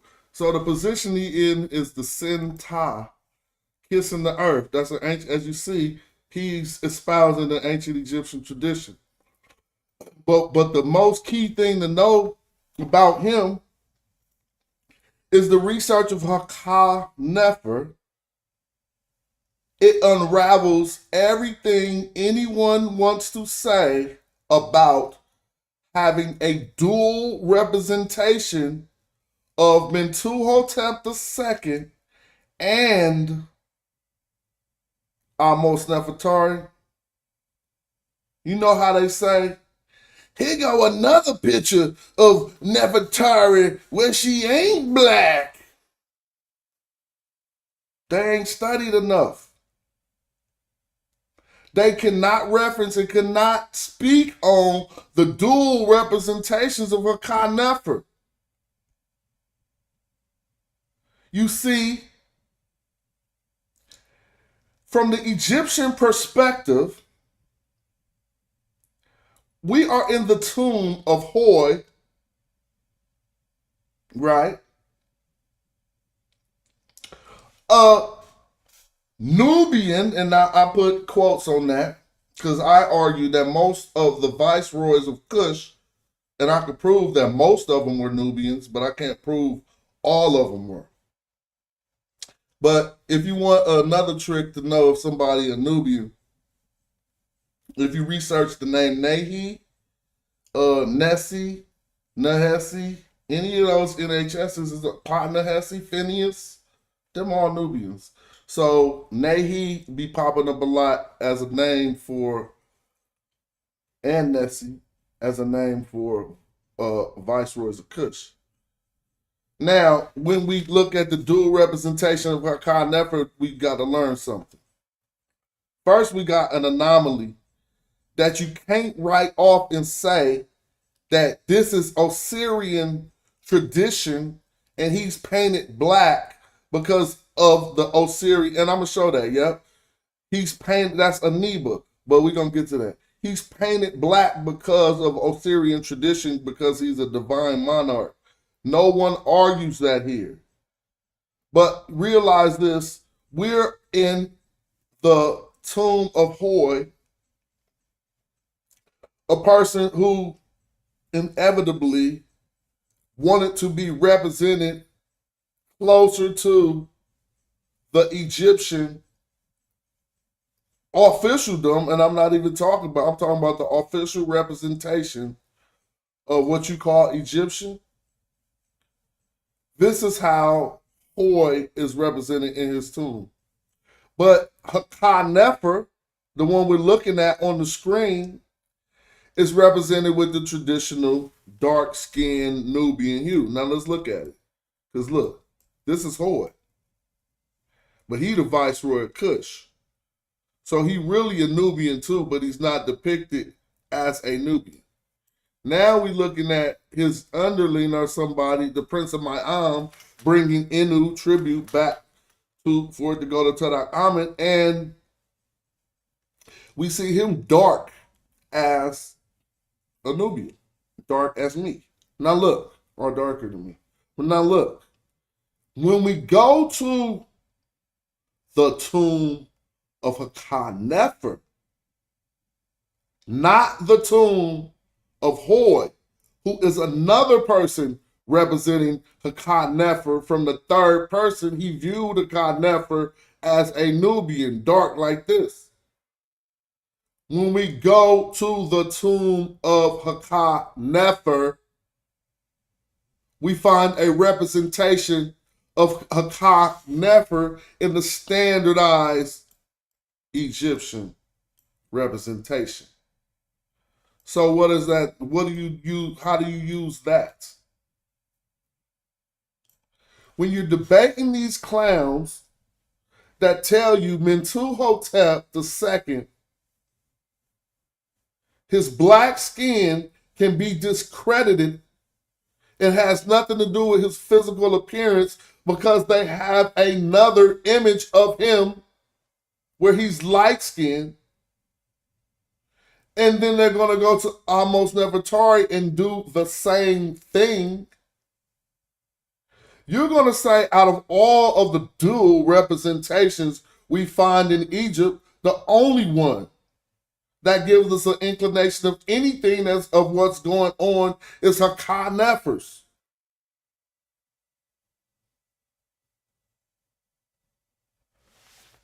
Now, I want y'all to see something. Nefer lived in Mayam. Notice they separated his title away from these people's titles who have a foreign land determinative under them. You come down to, shout out to my archers who already know this. You come down to Nefer, the Prince of Mayam. So now, people don't understand how that say Nefer, the Prince of Mayam, and how is that consistent with what you showed me up here talking about this say, the seer, because this man got the stick. Let me show you. You got to pay attention to detail. He got a straight stick going down to about here and 3 strokes possibly. This is seer, a seer. This is not her cop. Now, this represents a position, a generic position. Official, that's generic. Dignitary, that's generic. But it's position. It's not saying governor of this generic. This is letting you know that he talking about officials. This part is indistinguishable by me right now, but we can look at secondary sources. And this is their land that they come from. All right. Now, when you come down to Hakat Nefer, where you go? What we see, first of all, you see two things. But I don't even want to talk about how his man is leaning over a little, because that might throw you off. But just let's know that he is represented like an elder. You don't see that?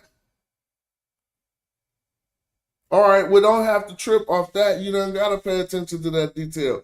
He bends right here a little bit, but that ain't even nothing, because he don't need to really bend to be a prince. You can just look at this as an overseer, or the same thing we said, an official in or of. This in is an in, this rippy line.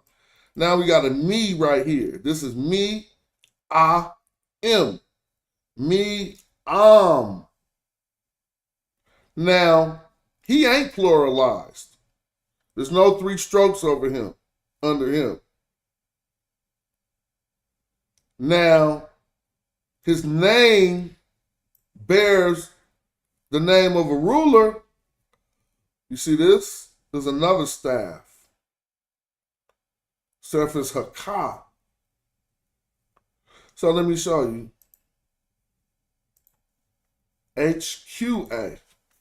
HQA, right? Maybe, yeah, there you go. It'll pop up. There you go. See? Ruler.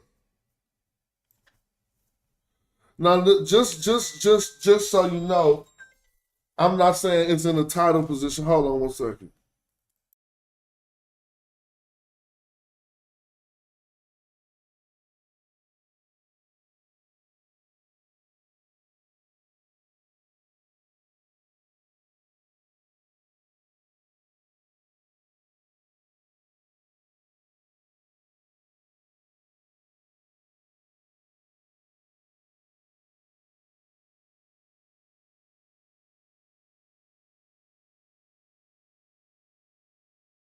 Yo, yo, yo. All right, thank you. This is a business call. But now I don't want to say that we gonna look when we go to Mayan, but I don't want to say that they just calling him a benevolent ruler. You see? But his name is Hakah Nefer. Nefer means beautiful, good, and Hakah means ruler. Now, if you just wanted to read this out and say that wasn't his name, you can't get around it. He is still the overseer of Ma'am, a good ruler. But you need to pay attention to the most significant thing here. What did we leave out? What's left out from him? What's left out from this writing that we've seen in this other writing? The foreign land determinative. And I'm going to go further to prove that. And then we going to finally be able to talk about the three Nubians. Because once we understand all this, and then we look at where I started showing how he messed up with the title, you're going to be able to see what I be seeing. It's just that we don't spend our time coming across the same information. Hella people know hella much about hella shit I don't know. Don't be acting like I can't show you no shit about the glyphs, though. You gonna be playing. So, notice this. It ain't no book breaking this down. This is my research. Look. Foreign lands. Now, if we come here, we got Sinu. What would this be? Sinu. So, this is Sin, and so it's just Sinu Kasat Nibu, right? But it's broken off, so I don't want to do y'all like that. But anybody who read the glyphs know that that's what that say. It says Sinu Kasat Nibu. Now, I'm saying Nebu and not Neb because you can look at the picture. They holding gold. Right? Well, see, there go the Nebu. So I messed up. I apologize. Let me go back. Sin Kasat Neb. I took the Neb and made it a Nebu. You see this Neb bow? That's not the same as this Nebu. So let's go back and look at all those beautiful black people in the ways they wanted to be represented, shot by J. Mill, not lightened up and shit. These is just the regular different hues you're gonna see.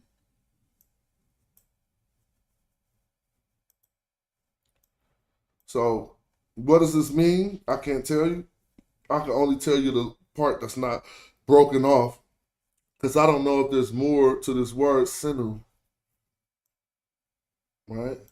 But kasat in the 3 strokes. Oh, so this is sinu, sinut. So is this sinut kasat? Yeah, this could be sinut kasat. And then they talk about the sisters.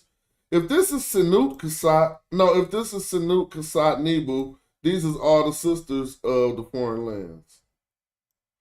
If this is sinut, but why would they use a nubo? Nah, I wouldn't think they would use a nubo to say sinut. But see, this T is under the kasat. That's why if y'all want to build and hit the link, we could do it. But I ain't even got to the teaching. We just doing an exhaustive smash Rockwell lesson. Hope somebody would appreciate this. You know what I'm saying? And they fitted. They so fitted. But let's keep going. Foreign lands is all you're looking for is something that look like an E on his back or whatever. The glyph is called kasat. All right, and it's this glyph. Why? Because they don't miss when something is from a foreign land. They don't miss it nowhere. They don't miss it. Let me see if they show you again. All right.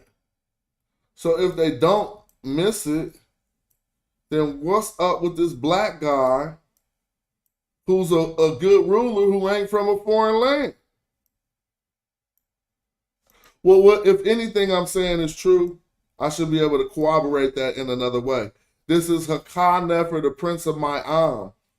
How do you spell Ma'am? M-I-A-M. Egypt. I'm going to put Egypt, even though they're going to take it to Nubian. Ma'am, E-G-Y-P-T. Damn, come on, dog. Now look. All right. Now this Nubian word is going to really start to get problematic. Why? Because the ancient Egyptians just told us he wasn't a foreigner. And where he was from wasn't a foreign land. Well, in so many ways, we extracted that. They didn't write, this is not a foreign land. But because they made no haste in saying that Ma'am was a foreign place, they might not have looked at it as a foreign place. So let's go down. The place we're talking about is known as Aniba.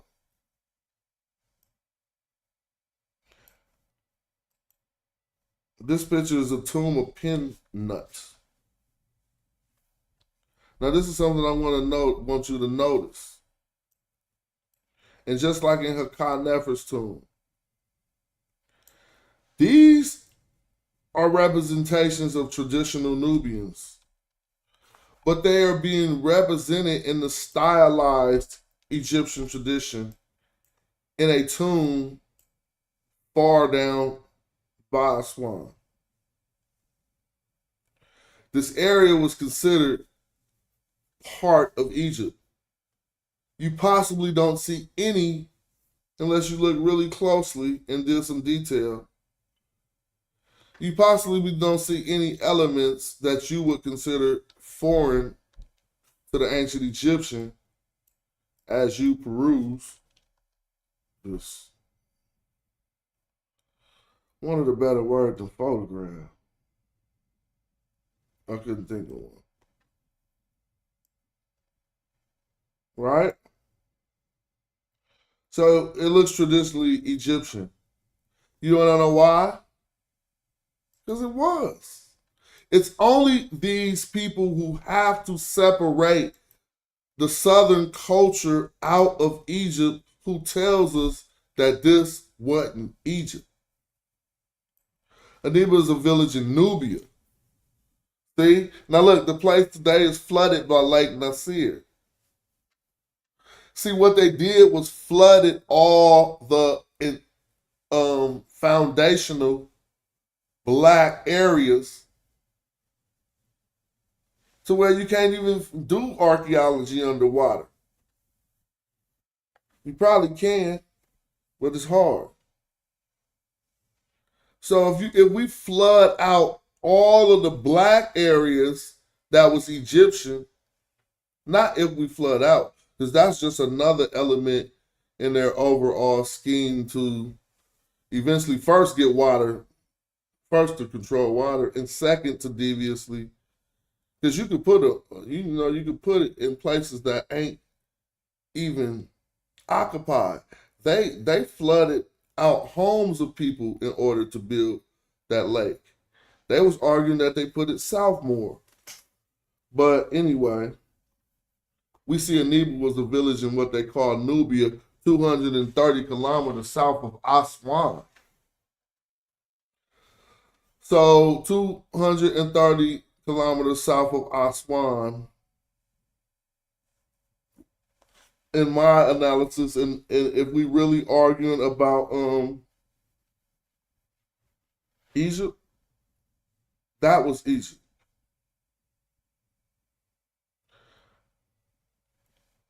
It wasn't? All right, now it's time to get to this document then. That was a whole 2-hour preload to us even finishing reading this document. But y'all had to understand everything I just showed you about that to absorb this correctly. So let's continue.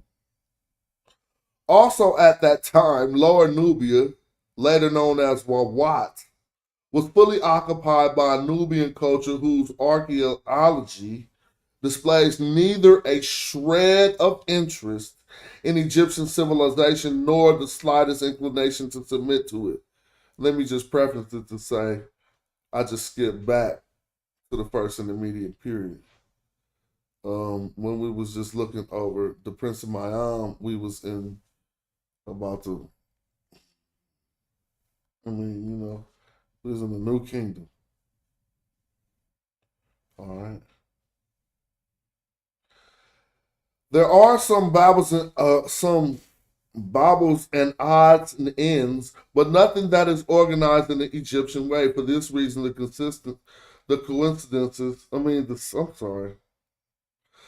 consequences, bro. Damn.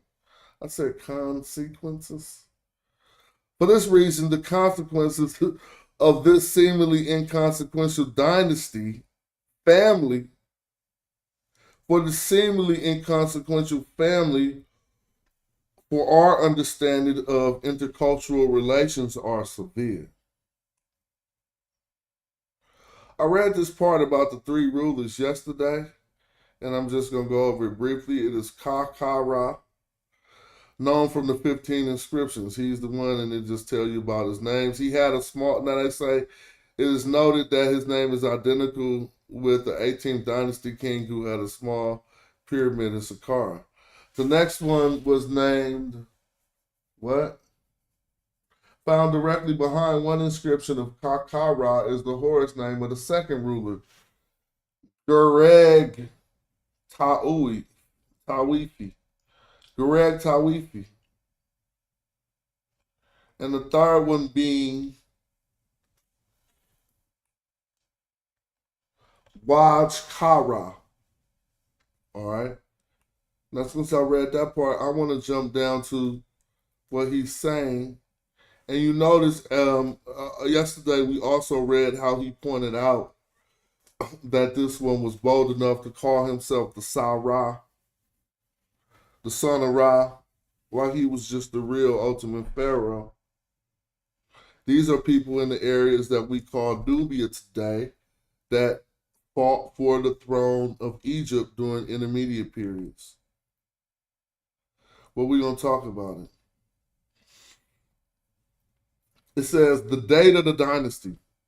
With the names and the tutelaries clearly but only partially derived from 11th and even 8th dynasty models, this and similar to 113th dynasty name, the rulers have plausibly been dated to any one of the three periods with a subdivision.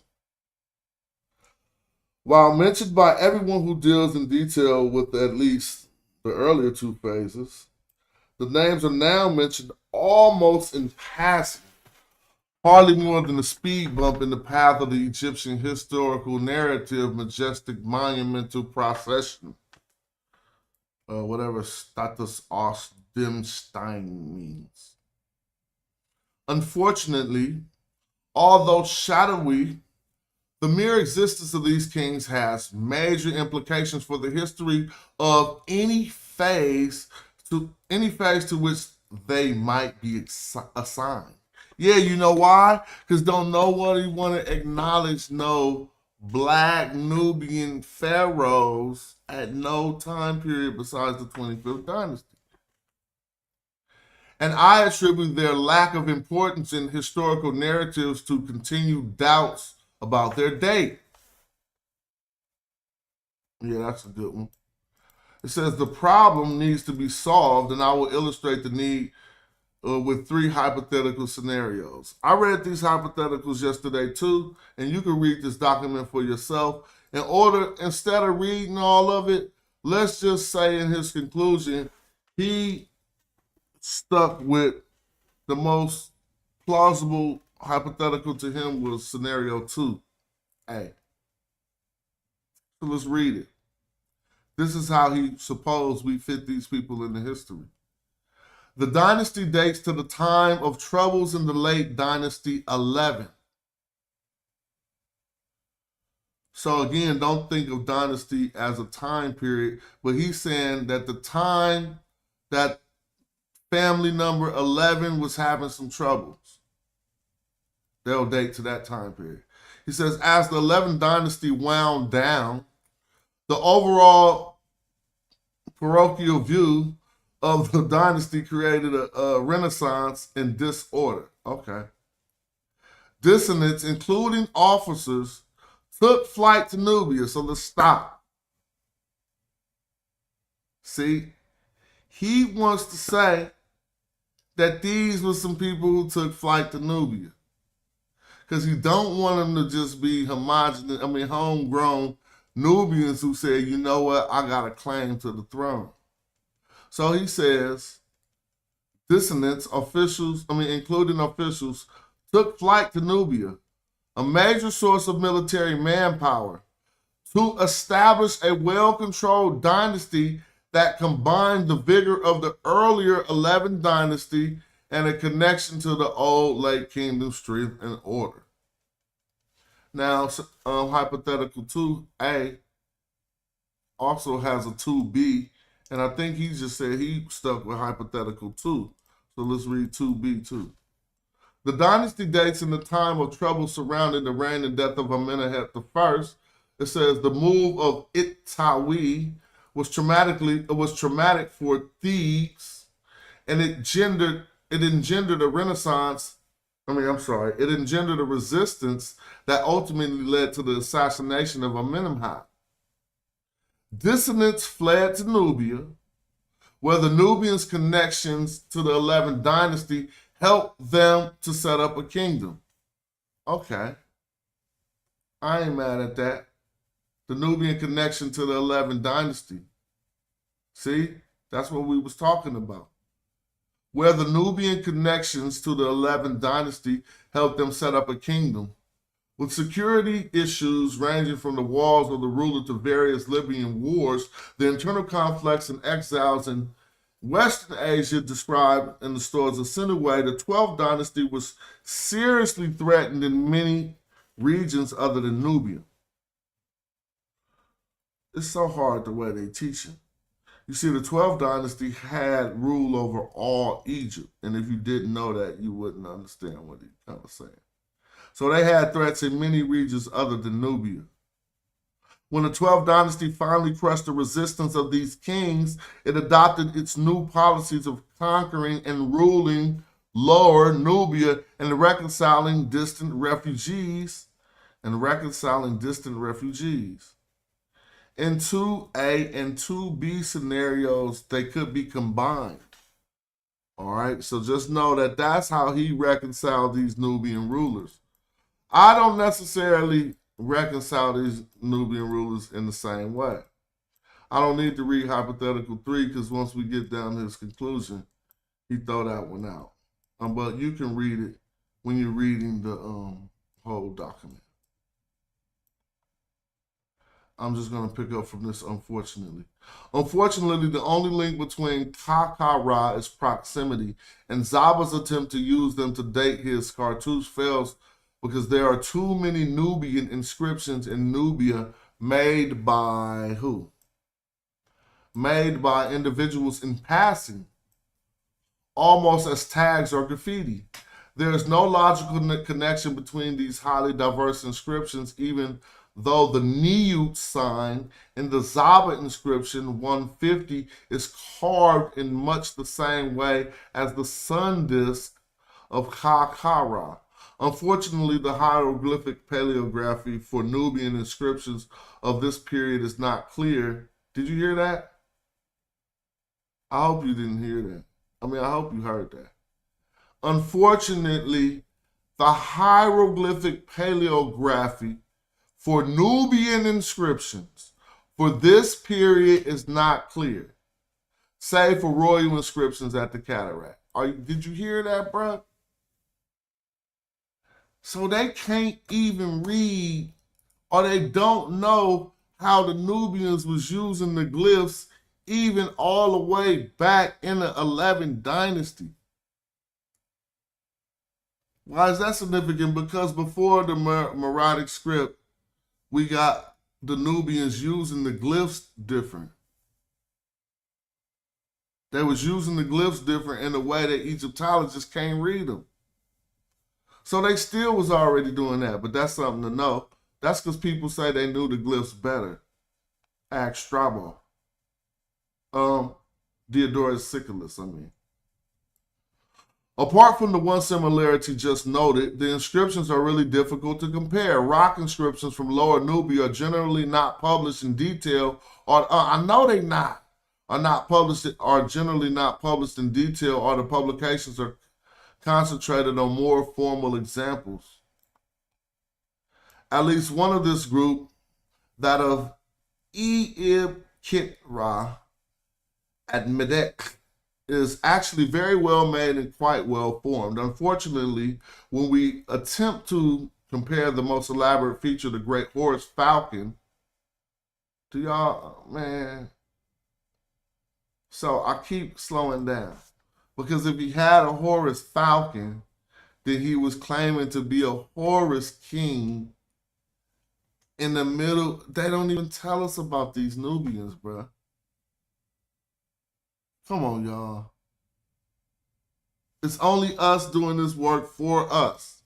But now let's be fair. I'm reading the documentation by Bruce Williams. So there's honest scholarship out here, but they not about to put this nowhere you can find it.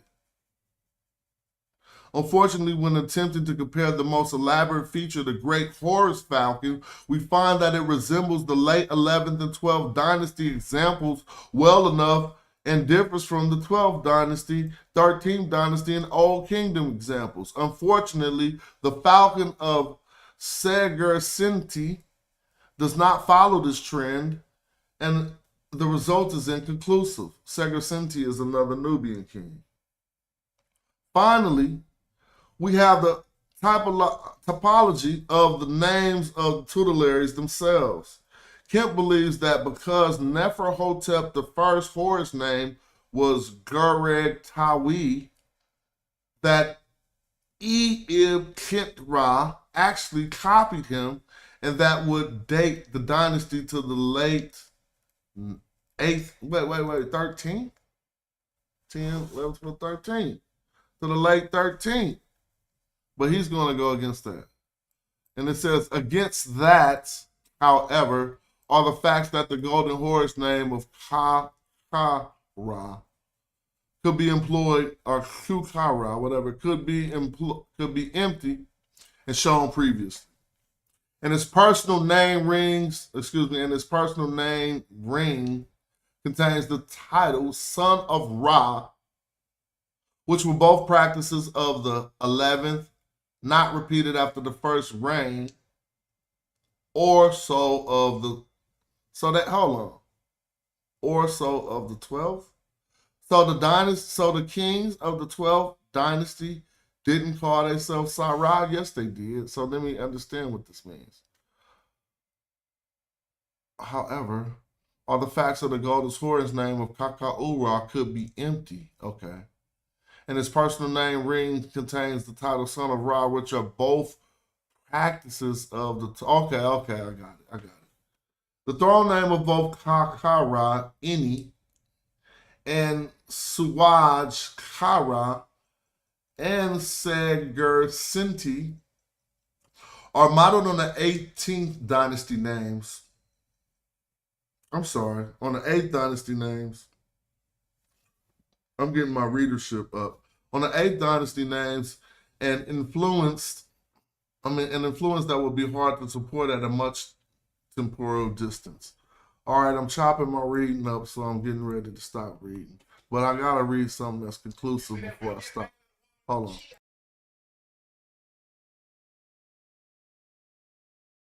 on. Yeah.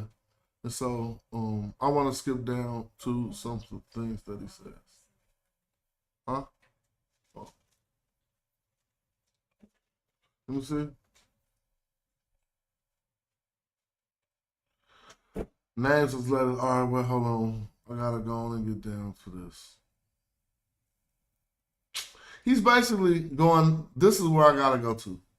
I conclude that hypothetical scenario 2, possibly some of 2A, but more surely 2B, is the correct historical choice for the placement of this series of 3 rulers in Nubia. So he say possibly some of 2A, but surely most of 2B. I'm going to go back and read 2B again, because this is how he figured that these Nubian rulers situate into the history of Egypt. So 2B is right here. So this is what he thinks. The dynasty dates to the time of trouble surrounding the reign and the death of Amenemhat I. The move of, so he thinks it's about the 12th dynasty. The move to Ititawi was traumatic for Thebes, and it engendered resistance that ultimately led to the assassination of Amenemhat. So he still think they are, because he says, dissonants fled to Nubia, where the Nubian connection to the 11th dynasty helped them set up a kingdom. So he basically think that this Nubian dynasty was a kingdom, y'all. He just said it. And this is what he think is the truth. Y'all hear that? The Nubian connection to the 11th dynasty helped them set up a kingdom. So we could probably be clear that we got sources that say that there was a kingdom, an Egyptian kingdom in Nubia at this time. But whatever. With secure issues ranging from the walls of the ruler to the various Libyan rulers, the internal conflicts and exiles in the Western Asia described in the Sinuhe story, the 12th dynasty was seriously threatened in major regions other than Nubia. When the 12th dynasty finally crushed the resistance of these kings, it adopted new policies of conquering and ruling Lower Nubia and reconciling the distant refugees. So he think they go in right with the 12th dynasty. Interesting. Quite clearly, one of the Nubians' most frustrating historical topics has been the chronological issue of 3 interconnected rulers who could not have ruled in all three periods. The chronology implication for writing effective history in these periods are severe. The chronological implications.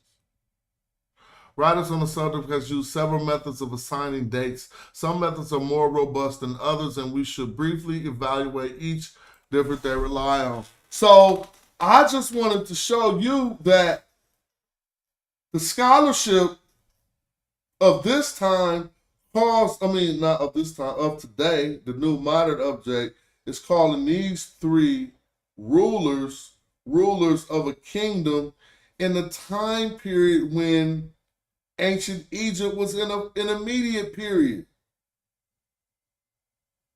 Well, actually, he say right after the intermediate period is what he's trying to say, but my argument don't go exactly with his. I'm saying the evidence could possibly show, and I could mount my argument too, that this happened during an intermediate period. When Mentuhotep and them was trying to come up, and then he said he annexed Wawat because they didn't have a ruler at the time. Well, these dudes is rulers, so was that before or after? Nevertheless, they are all a part of vying for Kemet at the time, and the only people who get left out is this dynasty, this family. Let me read his final conclusion so you can see. This dynasty, this family that he acknowledges as a dynasty in this document that nobody else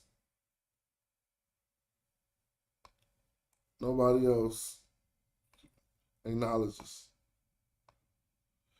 Excuse me, let me get there. Oh, here we go. It's a long ass conclusion, but I guess I'll read it all.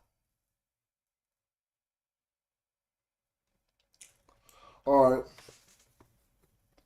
It ain't written as a conclusion. It says non-royal and dynasties historical setting, but this is the last chapter. John Darnell has published a reconsideration of the series of inscriptions by a Nubian soldier in Egyptian service named Chimau. Tehimau. How you say his name? Chimau. There you go. Chimau. All right. And we can look at Chimau. Now let's remember this. These three rulers are not Chimau. Chimau is that Nubian who helped Mentuhotep. Remember? Hey, we starting to know more than the average person, y'all. Chimau is that Nubian who helped Mentuhotep. So let's see what he said. John Darnell has published in reconsideration of the series of inscriptions by a Nubian soldier in Egyptian service named Chimau. He enlisted in his home country directly with Mentuhotep II during the king's visit to Nubia, apparently at or after his year 41. Now look, Chimau saw service from Asia to the Western Desert, in Wawat and possibly Erthet, and in Egypt itself, returning to boast poetically of his exploits in 7 impressive inscriptions on a core, a gully leading to the main Nile Valley, wall at Abisko. Although Darnell does not say so in so many words, it seems clear that Chimau's exploits include a confrontation on the riverbank at Thebes itself. See, they took these Nubians and separated them out. Mentuhotep unified all of Egypt. They kind of told you he did it with some Medjay, but we didn't went in here and trace down, and these dudes ain't even Medjay. We didn't went down in here and trace down his governors. I mean, I don't want to call him a governor. What is he, a general? A general? Yeah, he a general. Although Donnell does not say so in so many words, it seems clear that Shamahu's exploits include a confrontation on the riverbank at Thebes itself. His account is remarkable for its detail of a personal career and for its inscription in a semi-monumental hieratic. Interesting. His Nubian inscription was in Nubian's inscription was in semi-monumental hieratic. Y'all know what that is. It'd be looking like the Book of the Dead. But it ain't the real hieratic all the way. Semi-monumental? Why is it saying semi-monumental? Because it be on half the monuments. See, it's not semi-monumental in the way you're thinking. Trust me. They're using that like a scholar when he said that. But anyway, it is also remarkable for the fact, yeah, because they don't put hieratic on monuments too much. But you could tell me, no, he meant the semi-monumental as its grandeur, whatever. It is also remarkable for the fact that Shamahu mentions no ruler after Nebheptra,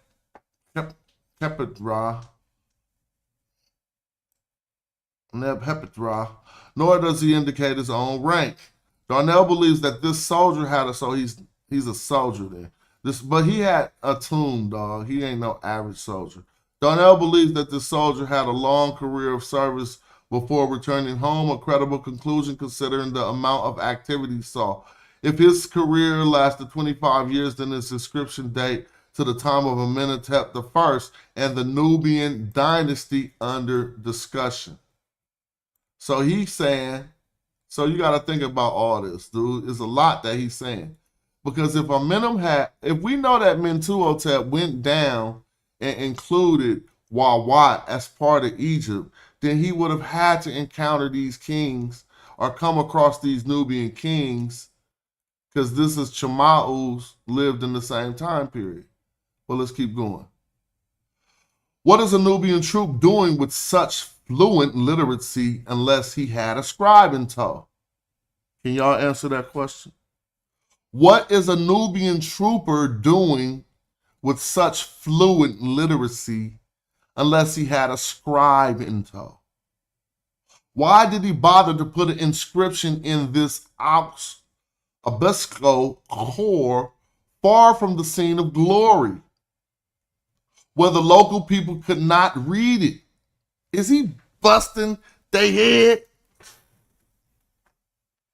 He basically saying, dude, they can read this, and all of these far out areas, well, I'm superimposing this on what he's saying, and all these far out areas was Egypt. Well, listen, why would a Nubian troop, what? Oh, well, not why. I messed that up. What was a Nubian troop doing with such fluent literacy unless he had a scribe in tow? Feel me? Why was he so literate? Why did he bother to put an inscription in the obelisk core far from the scene of glory? So you telling me you beat up some people over here, then you go all the way down to LA and you write a monument on the wall that you beat up some fools up in North California? Why would you do that?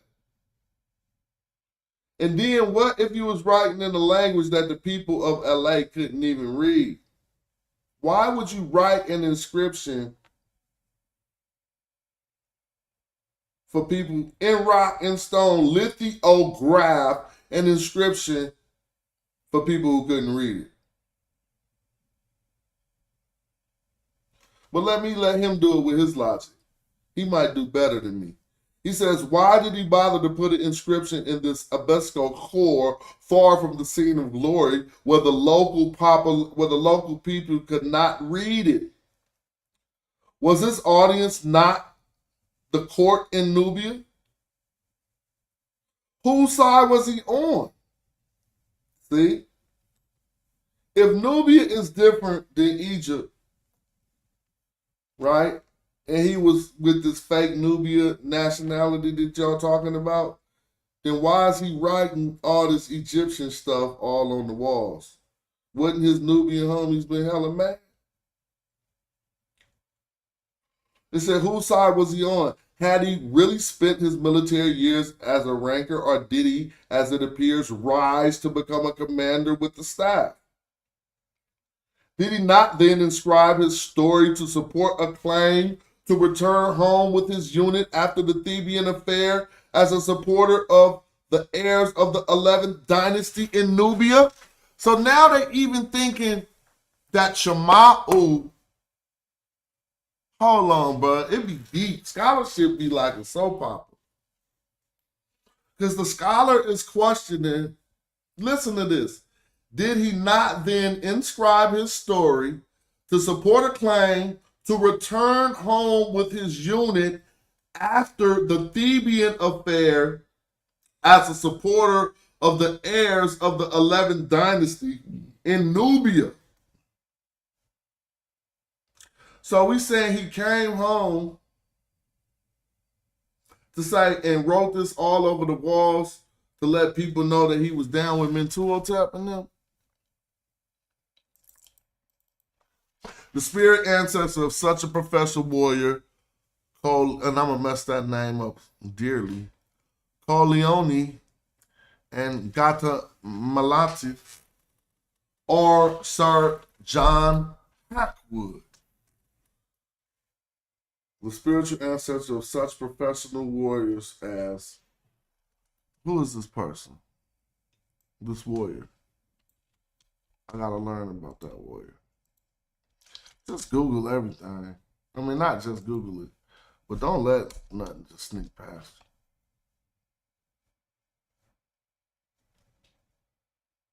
Some warrior.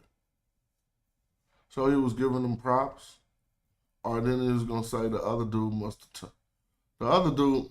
So it's probably a valiant warrior or some type of a traitor. But I ain't tripping off that. But what did it reveal just looking at this? That it's not just me saying all this stuff about the Nubian involvement in the first intermediate period. We've been teaching that for a while. I'm going to put up a Zoom real quick. Shout out to anybody who contributed to the show. Yo, if you ain't got my book, it's the best way to support. You see the homework I be putting in, man. Recording in progress. Cop that book and support. Let me show you. You can get it right on Amazon, but the best way to get it is to get a signed copy. Let me see. Let's see if we can get a nice stream going. Recording stopped.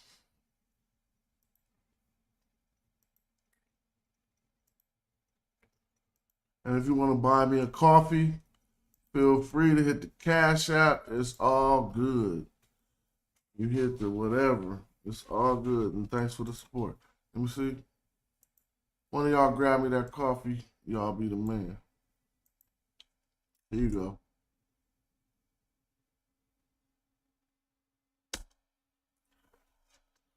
All right, see now I see people talking about a Nubian language and stuff, but if you talk about a Nubian language, bro, you gotta reference what time period you talk about. And let me get my phone so I can give a shout out to whoever bought that coffee for me. I give a shout out. I just put up the Zoom link. Feel free to hit the Zoom link.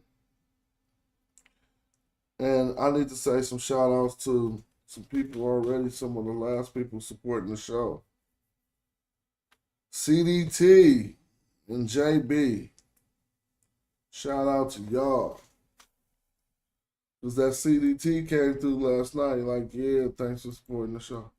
But what up, though? Hit the link. Feel free to hit the link. And let's talk about it. Let's see if, since we got it substantiated, everybody know what I've been saying. They wouldn't have so now my theory could damn near be written into a book. That's how my books come across, because now that I got enough information, I could just write it sloppily, have it be edited up, and then toss it in there. The thing I'm concerned about, because we got all kind of editors now, dude. You supposed to be up on game. So the thing I'm main concerned about is my research level. You know what I'm saying? And make sure my research is right, my sources is right, and that when I just write the bare, write it, that is good. Shit. But hit the link though, if you feel like it. If you feel like it. You got any questions about anything I'm presenting? So let me show you what the ultimate theory is and what you're allowed to argue by understanding this attack. So the attack was to place scrutiny on the time periods that people give no credence to. See, it happened like this. One day I realized that, let me see, I don't really like having to be on camera though. Most people be on camera. One day I realized that when they say the Middle Kingdom, that's a short time period. The Middle Kingdom only got 2 families in it, really. The Middle Kingdom got the 12th, and some will say the 13th. I don't know how. But the 13th is really the start of which intermediate period? The second. So if the 13th, I'm just going to go by what they say. If the 14th is the start of the second intermediate period, then what is the Middle Kingdom? It goes like this. Old Kingdom. Well, let's keep it a buck. A lot of people don't know what I'm about to tell you. Keep it a buck. Most of y'all watching know what I'm about to show, but if you don't know what I'm about to show you, but I'm about to say right here, do me a favor and help me know that I'm doing some cool contributions. And put a 1 up if you don't know what I'm about to say. If you study Egyptology from traditional Egyptological sources, your chronology goes pre-dynastic times. And then the first dynasty starts what we call the Old Kingdom. And then you go to the 6th dynasty, Pepi dies, and the first intermediate period starts. You get to the 11th dynasty, again, these ain't time periods, they families. So everybody from after the 6th to the 11th was all at the same time, same 150 years. First intermediate period. So then you get that, and then you get up out of that first intermediate period with what? 12th dynasty, Amenemhat the First. You don't remember? Now let me slow you down for a minute. Because these suckers be running up on Egypt, and y'all don't be spitting your LIPs right. Address them boys appropriately. Tell somebody this. There was no time. Shout out to Sarah Sin. Tell them boys this. There was no time in the history of Egypt when Egypt fell apart and it wasn't them Nubians, that black southern contingency that put it back together. I repeat that. I say that authoritatively live in a public forum with a link for anybody to refute. What's up with Sarah Sin?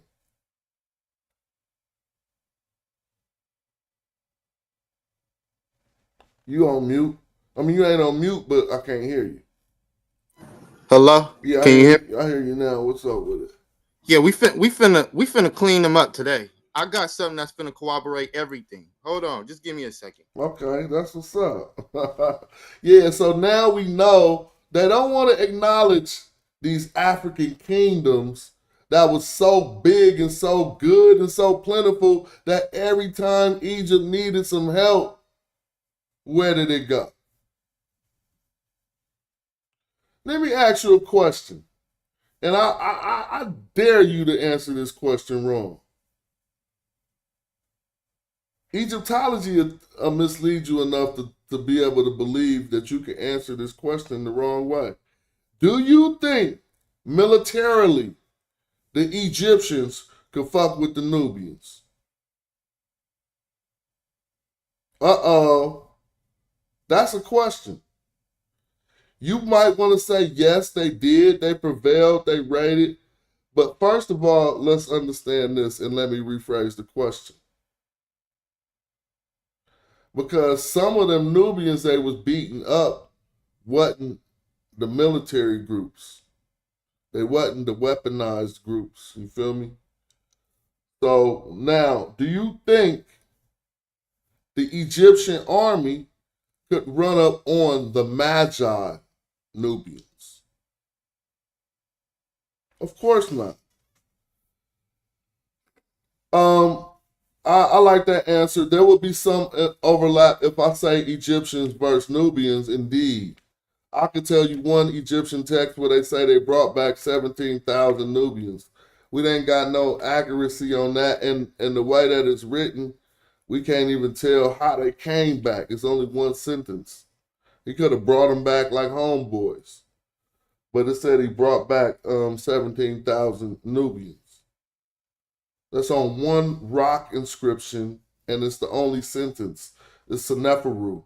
And I think that sounds crazy. How you going to have one sentence on the rock that only say, I brought back 17,000 Nubians, and then nothing else? But it might have been significant to another part of some rock that ain't there no more or something like that. Nevertheless, I rephrased the question, and I said, do you think, and anybody can answer it, do you think that the Egyptian army could mess with the Medjay? What's up with King Jay? You eating, boy. You eating now. You going to make me get on DoorDash, bro. Good Chinese. Yeah, that good Chinese. What's up with you? Chilling. Do you think, that's the question of the day. Do you think the Egyptian army could, I said the Nubians, but specifically, I mean the Medjay. I will make an argument that the Egyptian army is the Medjay. That's a very good argument, but then when we start to go look at the tales, they be saying, I was with my soldiers and the Medjay. Feel me? Mm-hmm. But yeah, that's a good argument. You could argue that they was basically like they Marines. I mean, you know, they people was the army. That's no disrespect to my army partners and brothers, but they was like the Navy SEALs, so to speak. But well, they was more like the Marines. Some people came later who would be more like the Navy SEALs.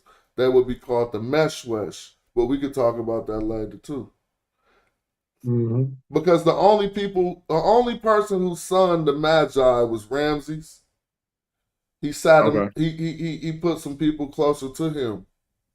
Mm-hmm. So he didn't son the Medjay. He speaks both. If I'm correct, I don't want to step out of my range. I don't know if Ramses called them the Medjay. He say his archers, but his archers when they was fighting the sea people, it was because the archers could mount. You know, we was on the shore. The archers, was on the shore with them arrows, and they was coming on them boats, and it wasn't good for them because they let them get. I think if you read the story, they let them get so far up the Nile, and they didn't see nothing. You know, it was all peaceful, and then they got into a little valley area. It was all tight and close, and you can't really turn your boat around hella easy. And them archers popped out and shot up all the sea people. But now, there was one contingency of these sea people who fought valiantly, and after the war, Ramses took them and made them his personal guard, and it wasn't the Medjay no more. So that's why I said he son the Medjay. Okay. They call it the Medjay. Would this be around the same time of Necrotis? or Necrotis will be soon after. Necrotis in my head. How far are you taking that back? Because who granted them Necrotis? I'm at one of the Queen Pharaohs, I think. I don't know. We can look it all up right now, but I don't know off the top of the head. Hey, can I share my screen real quick? Yes, sir. Hold on. Somebody just hit me with the cash app. They got me wanting to give me the coffee. I appreciate you. Yeah, I do appreciate that. For sure. Oh, it was more than one person. Hold up. I mean, you can share your screen right now. Start by saying.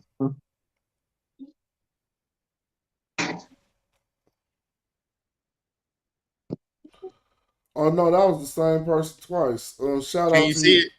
Shout out to you, IH. Yep, I see it. Go ahead. I'm about to mute out. You got the floor. Do your thing. Okay, so when Smash is talking about the first intermediate period, we have actual geographical evidence that it was happening around the end of the Old Kingdom, which would be 2181 BC, and which will start the intermediate period until 2055 BCE. Now, this climate change that's happening is a drought. Okay, so the Nile is not flooding as it usually does to grow the crops. So this is what's causing the first intermediate period. Now, y'all are saying that Nubians, we're going to use that term very loosely. Nubians were not in Upper and Lower Egypt. We about to kill all that today. We got actual archaeological evidence to corroborate with the geographical evidence and textual evidence, but we don't even got to get into all of that. We just go deal with the settlements, because this is what y'all are trying to prove and say as if it's just some secret club that people can't get in when you go north into Egypt. So we go deal with that real quick, right? So let's go to this. Let's go to this. Settlements. And we go look at them pictures, because y'all fucked up. Y'all really fucked up. So settlement archaeological evidence. The impacts of the 4.2 thousand years ago before present event on ancient Egypt can also be deduced by tracking the changes in settlement patterns at the end of the Old Kingdom and during the first intermediate period. Abandonment of settlements in Memphite region.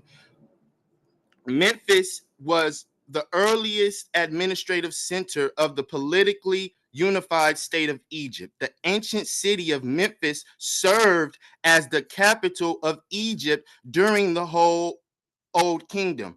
Archaeological evidence indicates the total abandonment of many settlements within that region by the end of the Old Kingdom and during the first intermediate period. This coincided with the encroachment of desert sand into the floodplain. Thick layers of Aeolian sand accumulated above several Old Kingdom settlements. For example, at Abu Roash, Giza, Abu Sir, Saqqara, and Dasher. Lack of archaeological data for settlements in Middle Egypt.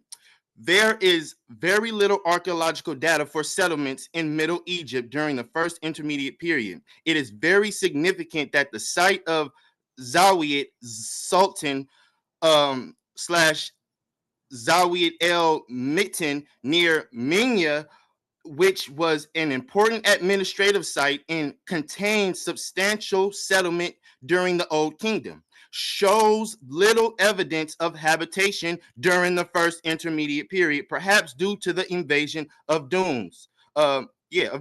Settlement evidence in Upper Egypt. In some places in Upper Egypt, the situation differed from Lower and Middle Egypt. The archaeological settlement evidence shows that certain Upper Egyptians towns expanded in the first intermediate period and perhaps acted as urban centers. Thus, these towns are Edfu, the capital of the second nome, Dendera, the capital of the sixth nome, and Abydos, a major town in the eighth nome, Elephantine and Komombo, first nome, and Thebes, the capital of the fourth hold nome. on. You killing it, bro. So guess what? Now you even making it more clear. Because them fools couldn't grow nothing and they was famine. But the Medjay, the Nubians, they still hunted small animals with the archery. So you got to go down there so you can eat. But keep going. You killing it. Bro, couldn't grow a goddamn thing. So hold up. We finna kill him off, bro. Fuck all that. So, first the common observation in the towns that perhaps acted as urban centers in the first intermediate period, Edfu, Dendera, and Abydos, is the presence of grain storage installations by Moeller. This may indicate that such towns were able to survive and possibly flourish thanks to the ability of the powerful nomarchs to effectively manage scarce resources and provide populations with grain at a time when many other places, especially Middle and Lower Egypt, had been abandoned as a result of the low floods and encroachment of desert sand. Edfu represents a typical example of nomarchs' ability to provide food at this hard time. Its most prominent ruler, Tefi, that's my partner, Tefi. Yeah, go ahead. Tefi depicted granaries in his tomb, and his autobiography mentioned his ability to nourish his population, neighboring populations. We gotta stop right there, bro. This is Come on, what you want to say, Smash? I need a bomb to drop. I don't got my sound effects. Boom, because you killing it, because this is more tying it together. So now they dumb checkmate because you couldn't even be in quote unquote the areas of what they would try to act like was white Egypt at them times. You know what I'm saying? You had to go down to the blackness because there wasn't no agricultural floodplain for you to even carve out. For you to even grow a garden. You had to go where they still was getting food with them bows and arrows. And it's gonna get worse for them. Hold up. We just talking right now. We gonna show some pictures and make it make sense. But watch this though. So it says Aunt Tiffy depicts granaries in his tomb, and his autobiographies mention his ability to nourish his population and neighboring populations during the hard conditions experienced by most of the country. Second, the expanded towns are located in southernmost nomes, where it is much easier to implement artificial irrigation because they have narrower floodplains. Further, the case can be compared with what happened in Egypt during the late Paleolithic period, which they're talking about 57,000 years ago, when there was also the drying up of the Sahara, which caused people to come into where Memphis was in the first goddamn place. So hold up. So let's talk about the late Paleolithic. When lakes were formed by damming of the Nile because of high Aeolian activity during hyper-arid periods. I talk about that in my book. I'm gonna keep going. Yeah. So thus people relied on fishing and major sources of substance. She just left out, or whoever wrote this, that's a wonderful breakdown. If you want to scroll up some. Now, when they start to note the part about the narrower floodplains and then they cite Buxter, I just want to throw in Peter Lacavera. He comes to a different conclusion that these narrower floodplains did not really cause them to carve out artificial irrigation, but then it would cause them to rely more on their skill with the bow and arrow, because you got this narrow floodplain. So the area where you're going to get any type of flood is narrow. But think about this.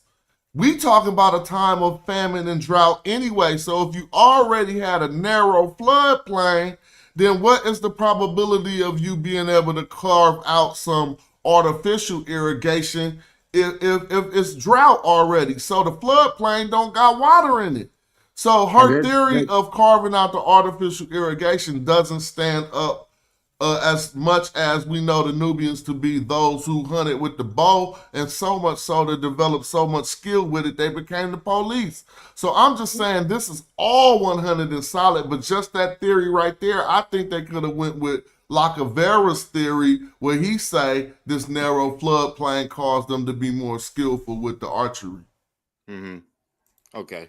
So it says, third, Elephantine, the southernmost nome of Egypt, represents a unique case. It shows of expansion in the first intermediate period. However, on the other hand, it provides evidence of very low floods during this period. Consequently, the low water level separated the island into two parts by the end of the Old Kingdom, and the inhabitants for the first time could not use this area for settlement. So real quick.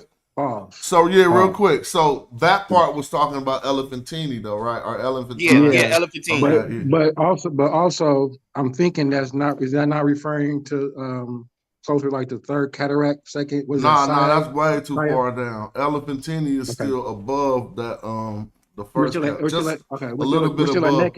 We're still at necking right now, but lower than Necken, and probably within the first nome. Someone could tell you better, but it's close to the first cataract. But watch this though, Smash. You just brought up Lake Nasir and how they was like basically hybriding that word with Nubia and Egypt. In this article, they literally named Lake Nasir Egypt, and they also call it tropical. This is where they were going in order to, grow the crops and get their food.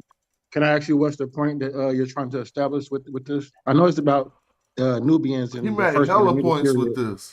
So what I am establishing is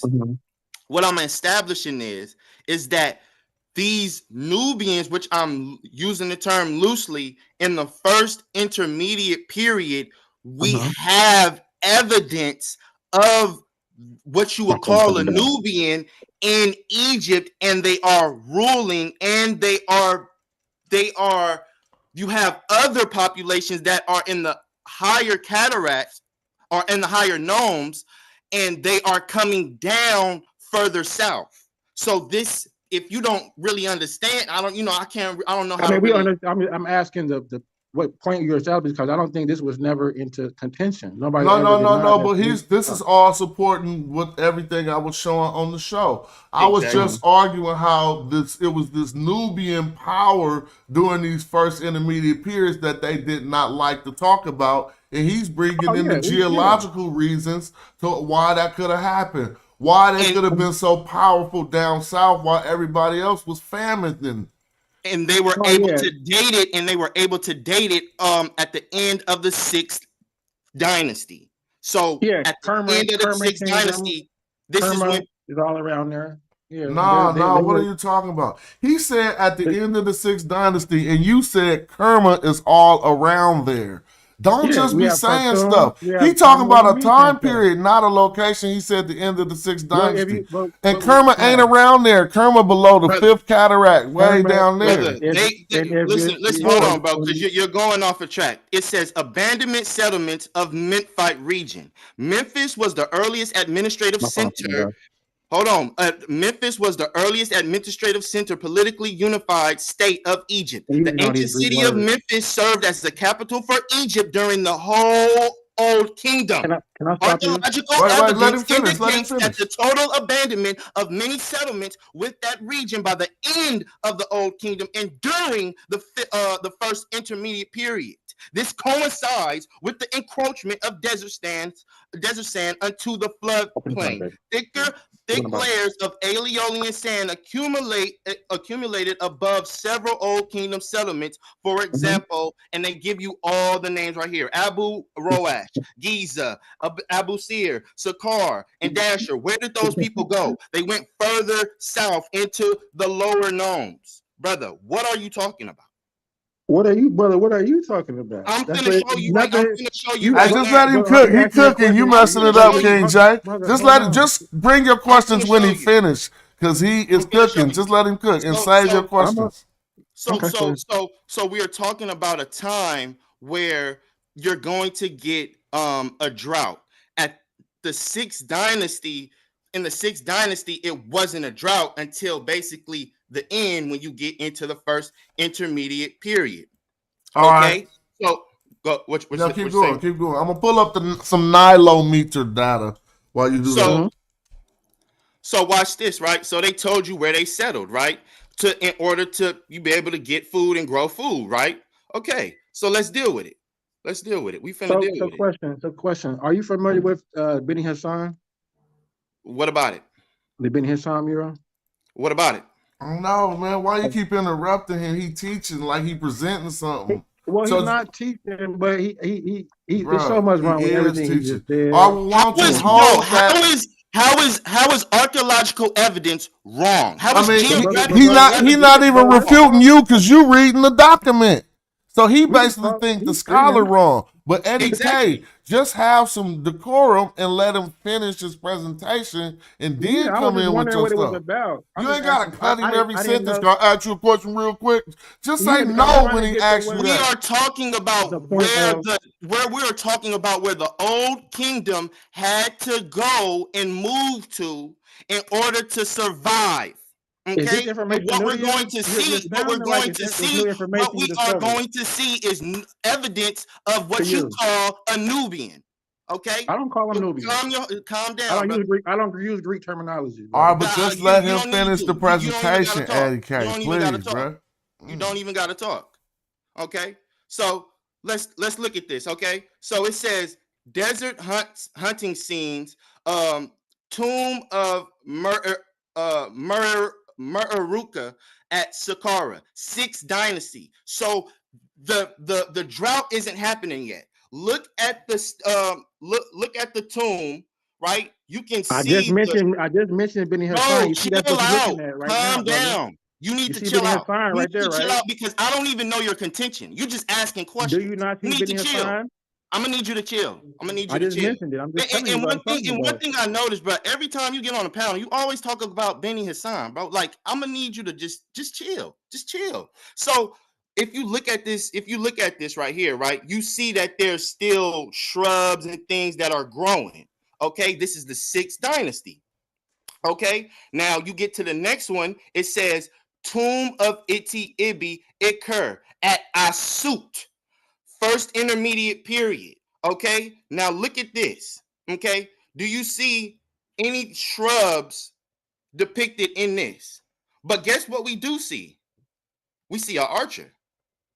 We see an archer in Asut in the first intermediate period after the 6th dynasty. Smash. What is that feather on? Who we always see that feather on the head from? Yeah, that wouldn't be a Libyan because he got the thing on his chest, so that's definitely a Nubian. What are we talking about here? We're talking about the first intermediate period. We're talking about the first intermediate period, and we're talking about Asut, and we have archaeological evidence of a Nubian in Asut in the first intermediate period, making sure the food is where it needs to be. He's hunting. Yeah, that's why he got that throat stick in his hand. Let's stop playing these goddamn games, y'all. So we go to the next one, right? This is the next one is B. Well, hold on. C. Keti's tomb in Beni Hassan, 12th dynasty. Chill out, brother. What are we talking about here? Now, this slow down real quick. Now, the evidence shown in the book goes. Remember when I injected my theory over what just in that little part? Look at the pictures. Ain't they showing them hunting with the archery? So I'm pretty sure they mentioned that in this book, But I just wanted to point it out. It wasn't really them floodplains wasn't causing them to do more cutting out canals as much as it was causing them to just grab. What would you rather do if you was hungry? Carve out a canal or just grab your bow and shoot something?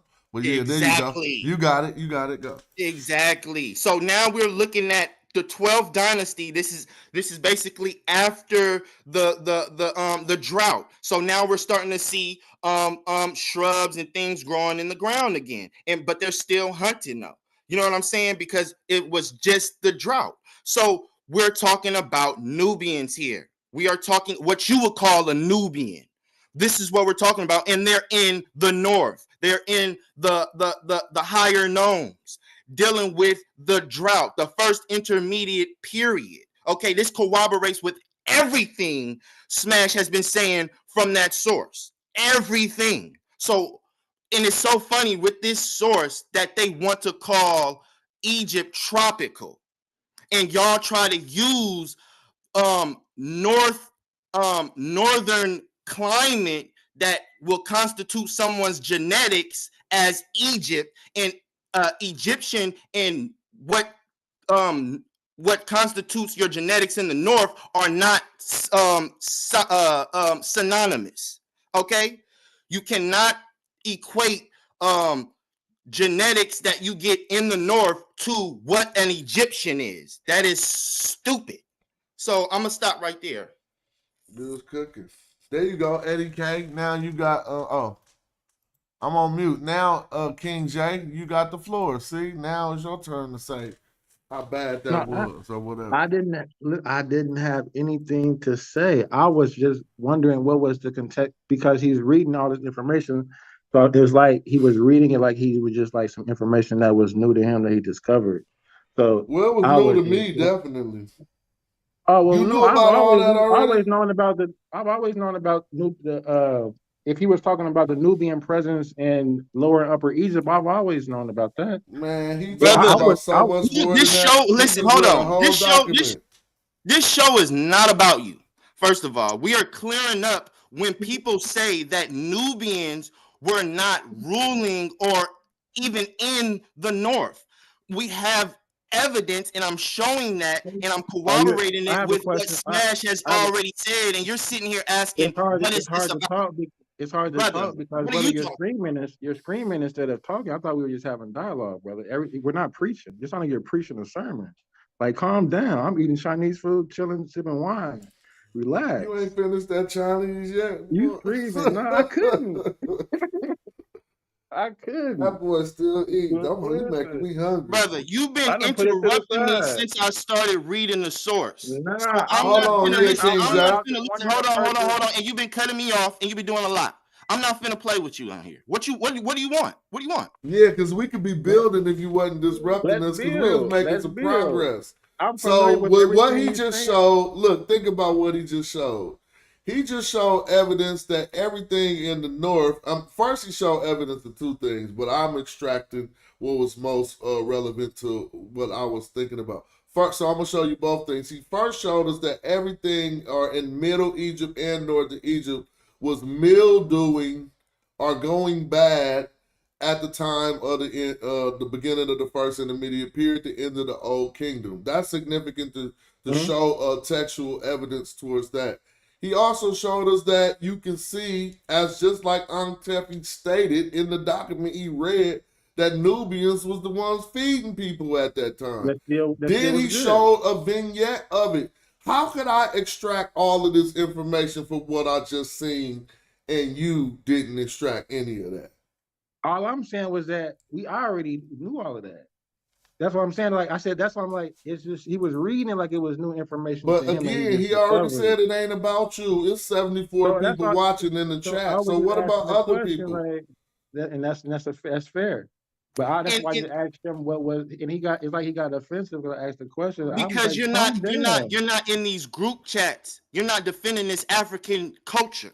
So this is why I'm pumped up. And what I'm trying to, and what also I'm stamping my argument. I'm stamping Smash's argument, and the people know who knows that's going against this information. They know what's up. So that's all we stamping information right now. That's all we doing. Yeah, I'm very familiar with A group Nubians because I'm from See, thinking you that's what you're all talking off, about. bro. You really said A group Nubians, and you That's talking about the first that is the intermediate time period. frame of that's the time frame You he's see how talking about. crazy this is? A group is Yeah. the first Nubian extraction, bro. And And that's we how they in the got there. first, but we in the And that's first how they got intermediate period. there. Cut And it that's how out. they got there. Stop trying to act like you know And stuff, bro. they accumulated with B. You need Like, to stop. humble yourself, family. Stop it. That's the same time Because period. everything we're saying is recorded. Mhm. So even if you could do a rules on one person now, The this A is going group- down in history. Don't do yourself The like A that. group is 5th millennium BCE. Exactly. He talking What are you about A talking group Nubians, bro. I'm like, don't say that, bro. That We no talking no about no the no no no no no first no. Let's be intermediate clear. period. Let's be clear. You're talking The about C group entered in the first you're intermediate talking period, bro. about the presence of them Just in so you the know, area. King J. So it would have had to be the A group. No, the C group Yes, they entered never in the left. first. How about you get some The C information? group, How the about you get C some group, evidence that the says what you're Listen, saying? hold on, brother. Get Let me some talk. evidence that says what you're Brother, saying. Get some Kanye, evidence calm that down, says what you're Kanye. saying. You Get sound some like evidence. Kanye, calm down. Listen. What is you? I'll let you talk. You ridiculous, bro. The C group that what you're talking about, that's the group that comes from Kermer, and we're gonna date that around 2300 BC. No, you don't know what you're Get talking about. some evidence. Listen, brother, the A group Get never some left. evidence. They You're not never you're not left. an expert. Get some They never evidence. left. We don't care about none We of don't that. Get some believe evidence. Sway. Ain't Talking nobody about whether your the ass A right now. group. We can't believe nothing you talking about. Yeah, whether the They A never group left. or They never anything left. never left. That's insignificant. You just saying stuff on the show. No. So look, let me put you in the A waiting group. room.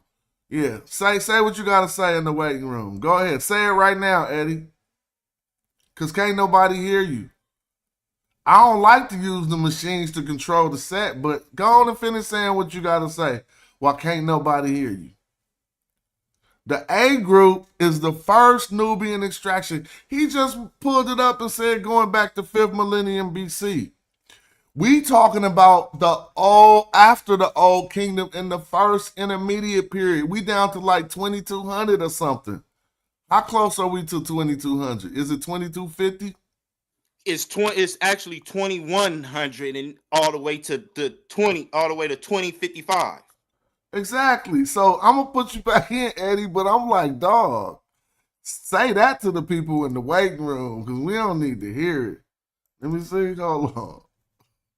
Oh, I mean King J, yeah. You changed your name on the screen. All right, I came to the TLA to show something to corroborate what Sarah Sin was just showing. Because that was a good secondary source that I really, for some reason, I love the source that he presented, but the way that people are going to misuse what I'm about to show you is going to happen. And I ain't really tripping. Let me see what word is going to bring me to this text quick enough. I might have to put AMU, AMW, right? And let's see if it's going to bring me to this text quick enough. Nope, hold up. What they want me to do for the AMU? Let me see. No, hold on. All right, I'm going to just do it the cheater way. I should have clicked manual decodage. Hold on. It's right there. Look, it's like ABU though. AMW. Let me see if I can do it like that. Yeah, I did it like that, but I need to go back again and get the right AMU. So put a capital A. Maybe.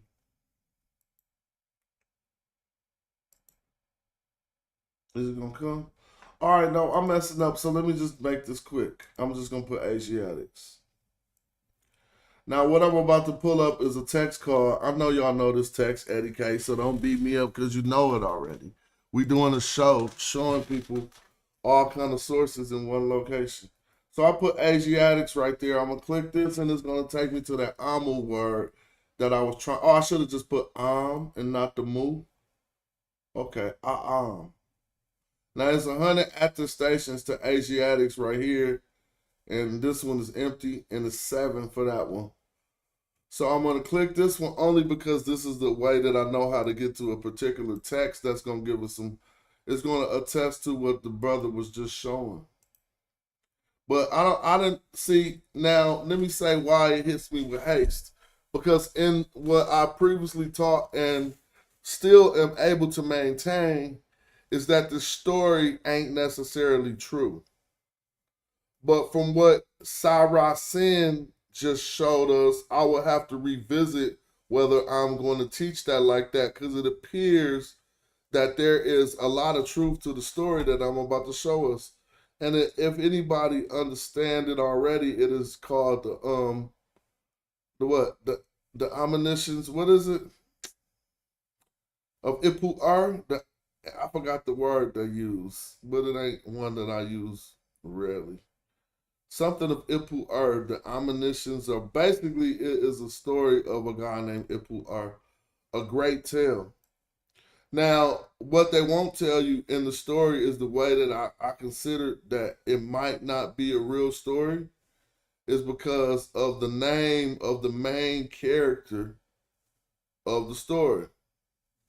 Now, in a lot of ancient Egyptian or I'll just say a lot of the time in storytelling, if the definition or the etymology of the name of the main character of the story refers back to the story, then it's probably like the story is an allegory.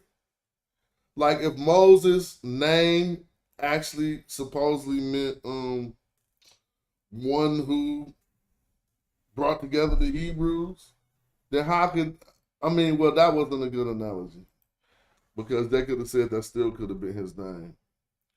Just real quick, but some of the, in this instance, is a story called Ipuwer, where he's detailing everything that text just said.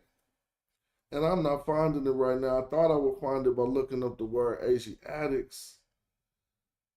And maybe I just haven't came across it yet. But y'all can finish building, and I'm going to pull this text out.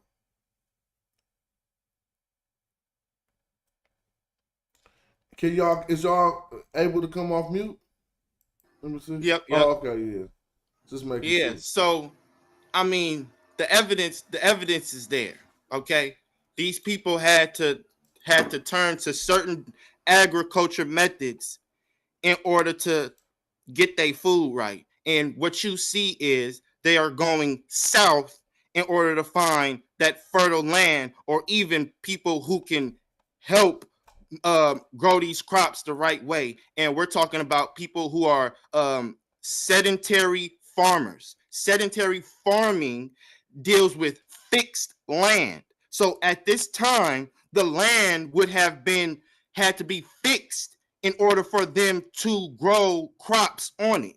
So this is sedentary farming. Then you have husbandry or animal husbandry, which is specifically only dealing with the animals and making sure that they are providing the food that you need. So you have to understand these types of things, because the sedentary farmers, from the articles that we look at, and when they do these genetic tests, they call the Bantu people sedentary farmers.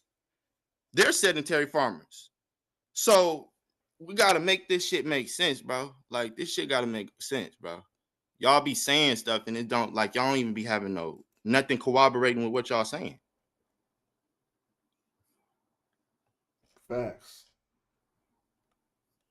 Dang, why is it taking me? I'm just going to find it in the English source. I don't want to do that. That's going to be weak. So I thought a word that was so commonly used in that text was Asiatics, that I could pull it up by that word, but I ain't finding it. Is this it? No, this is the Stella Achilles. It's coming though. Where you at, Eddie? Shit, I'm right here. Now it's time to shoot your LIP. See, you be waiting for somebody presenting. I'm right here. I was doing my little fantasy football shit. I had to. How your team doing? Man, I had to make some trades, man. I ain't gonna lie. Last place? 9th. I've been like that before. It's cool though. Yeah, I'll be having enough time to look. You know what I'm saying? I got Caleb Williams. He did his thing, so let me see what he do. Well, I ain't watching football this year, but I know fantasy be hella fun when I do play it. Why is It it is. taking me so long to find this text? So I gotta go to English. I'm gonna put Ipuwer, Ipuwer,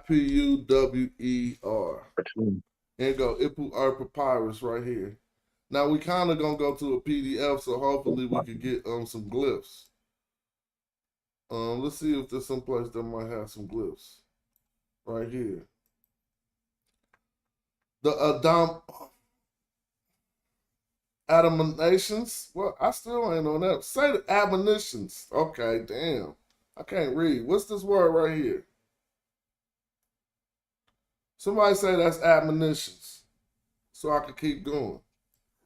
Admonitions. Yeah, that's what I said. Okay. Now, in this book, The Admonitions of an Egyptian Sage, you gonna think that this is the story version of everything Saracen just read to us. It's so crazy. That's why I like to at least be versed in these texts so I can match it up with the secondary source and say we own the song. So let's look at this. Now, when we start reading this, you're going to get mad, Eddie K.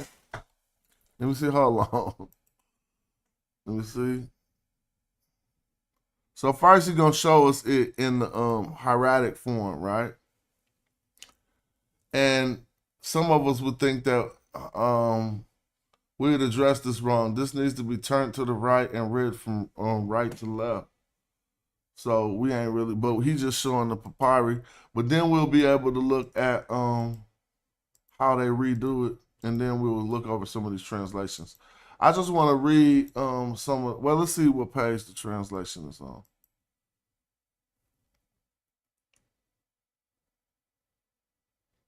Language and linguistic connections to other texts. The facsimile and previously, text translations is on page 19. So it's coming right here, I guess.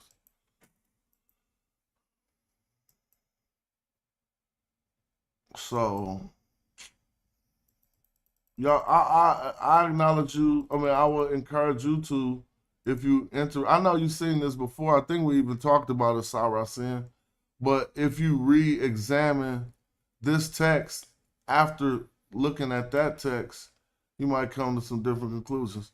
All right, so, I mean, you might see that there's more conclusions supporting what you're saying, not different conclusions. So here's the text and the translations of the story of Ipuwer, the admonitions of Ipuwer, right? I'm not about to make this a Medu Neter reading session. I will point out particular things in the glyphs, but we're just going to read the translations. So here is starting after the broke off part. The doorkeeper says, "Let us go and plunder." The confectioners, they say something that's broke off. The washerman refuses to carry his load. The bird catchers have drawn up in a line of battle. The inhabitants of the marshes carry shields. The brewers blank, blank, blank, sad. A man looks upon his son as his enemy. Now this is the part where we can finally see because the text ain't broken off. It says, men abandon their trades and professions to become soldiers. The evils of civil war are felt everywhere. So this is what happens in the intermediate period. But notice this document don't know nothing about the concept of an intermediate period. He actually don't even know what's going on in Egypt. And he trying go ahead. This Egyptian you're talking about is in that source too. I could when you're done with this, I'll go back and we'll read from him also because he's in there too. Exactly. Ipuwer, right? Yep. I knew he would have to be because any scholar doing work with that much that you showed me would have to reference this because this make sense. Now, and also, you see what he's saying in here that they got to become soldiers and things of that nature. What you will notice in the first intermediate period when scholars talk about it is the deity Mantu. So go ahead, you say it. Yeah, so y'all do you can say it. I'm pretty sure you. Well, that is significant, and the reason why it's significant is because Mantu don't got nothing to do with the North. If you in Memphis, you ain't gonna bear no association to Mantu. Mantu is a southern nature and particularly starting in about the area from Thebes down. This is why we even get Montu Hotep after the southerner whooped on all the northerners. He said his god Montu is at peace. Mentuhotep. And guess what Montu represents? The black bull. Yep, you got Horus's now. strong arm. They definitely got a version of Montu as the black bull, and also a more prevalent as a high flying hawk. A high flying falcon. I'm sorry, I said hawk, but a high flying falcon. Now let me read this. Now check this out, King J. It says blank blank blank to another come, and then they can't read that. All we got is predestined for you in the time of Horus in the age of the Enid. And then it breaks off. The virtuous man walks in mourning on account of that which has happened in the land. So let's listen. The virtuous man is walking around mourning on account of that happened in the land. What happened that was so bad? Look, and then it says the blank walks blank. The tribes of the desert. Now, I really want, this is when we're going to go into the glyphs. The tribes of the desert have become Egyptians everywhere. Why? Because they got a question mark next to desert and they got a question mark next to Egyptians. Now, I can identify this to you right here. This is this right here. This rematch is what he is saying. Do they mean Egyptians by that? And this is part of the reason why people steadfast with their myth that rematch is the most common way to say Egyptians. It is kind of because of this work. Now, if we notice, it says Kasat, but it got this A after. Well, now I'm about to. Oh shit! Let me see. Well, before I get too hyphy, we're looking at this bird right here, and that is a Numidia guinea fowl. Now, the reason why I know, and I'm only assuming at this point, first of all, check this out. It's a hawk right here. I mean, the standard vulture that we be looking at is right here, if y'all can see my mouse. Yet, if you look at this bird, y'all see the thing poking from his neck? Can you see it? I see it. I'm going to make it a little bigger. Well, I can't make it no bigger. Well, the thing poking from his neck often indicates to us that it's one other type of bird, which is a Numidia guinea fowl. And this bird is most often used in words associated with the South. Now, strangely enough, this doesn't form a... Go ahead. I was going to say that would lead us to probably be like the hill type of a people or desert. Well, this just says, a foreign land. Basically, foreign land. Yeah. The word is expressed as kasat. And we even see the T right there. So since we know this is a word, we got an anomaly now. Because it says kasat, and then it just got a bird with 3 strokes. If the bird wasn't looked in, if the bird ain't supposed to be looked at its own word, it would, or whatever, it wouldn't have 3 strokes behind it. It's not, it's not a determinative. If it was a determinative, it could have the 3 strokes behind it. But, and so let me clear that up. But it's, everyone knows, most people who roll knows, kasat a or kasat ne isn't an option for what we're reading here. So how would we read it if we read it with the scarab as the determinative? Well, I hadn't got to that yet, but that wouldn't be a determinative. We would read that. It would be Kepper right there. So we would say, because I think we are supposed to say kasat ne Kepper. But here's the thing. I would find out sooner than later that there's probably a convention of this Egyptologist only to put that thing on a different bird to know it's different than this one above. So sometimes you got to go look to see. This is Gardner. And so... Would those 3 strikes next to Kepper mean plurality? Yeah, they definitely do. Before what precedes it, not what's after it. What's after? So it means that for that thing that's for this, not for Kepper. See what I'm saying? Because we read from left to right, because everything looking at the left. But where it says Emi or where it says Emi rematch im suit neb. Now, Let me read that over. Kasat. So this is like, why does it say Kasat? Nay, I'm telling you, this is like foreigners from the South, but they don't want to make that foreigners from the South. Who he make it? Who he make it? He gonna make it Asiatics. Watch this. Then that's how you know. From the Delta. Well, he said people from the desert, and he put a question mark. But wait, Smash. Ain't that literally spelling retinue? Ain't that? No, that's not. No, it's not. So this says Kasat Kepper I'm saying M now. I'm not saying Rim. I don't know why I said M earlier. I was looking at it backwards. Rimech M Setneb. Now I'm gonna break that down because doing that ain't fly to me. So what's fly is showing what it means. So Kasat right here is a foreign land. I'm speculating on this A because everybody who read the glyphs know that shouldn't be there. I'm calling it a Nay, N-H, but I'm gonna leave it out for now.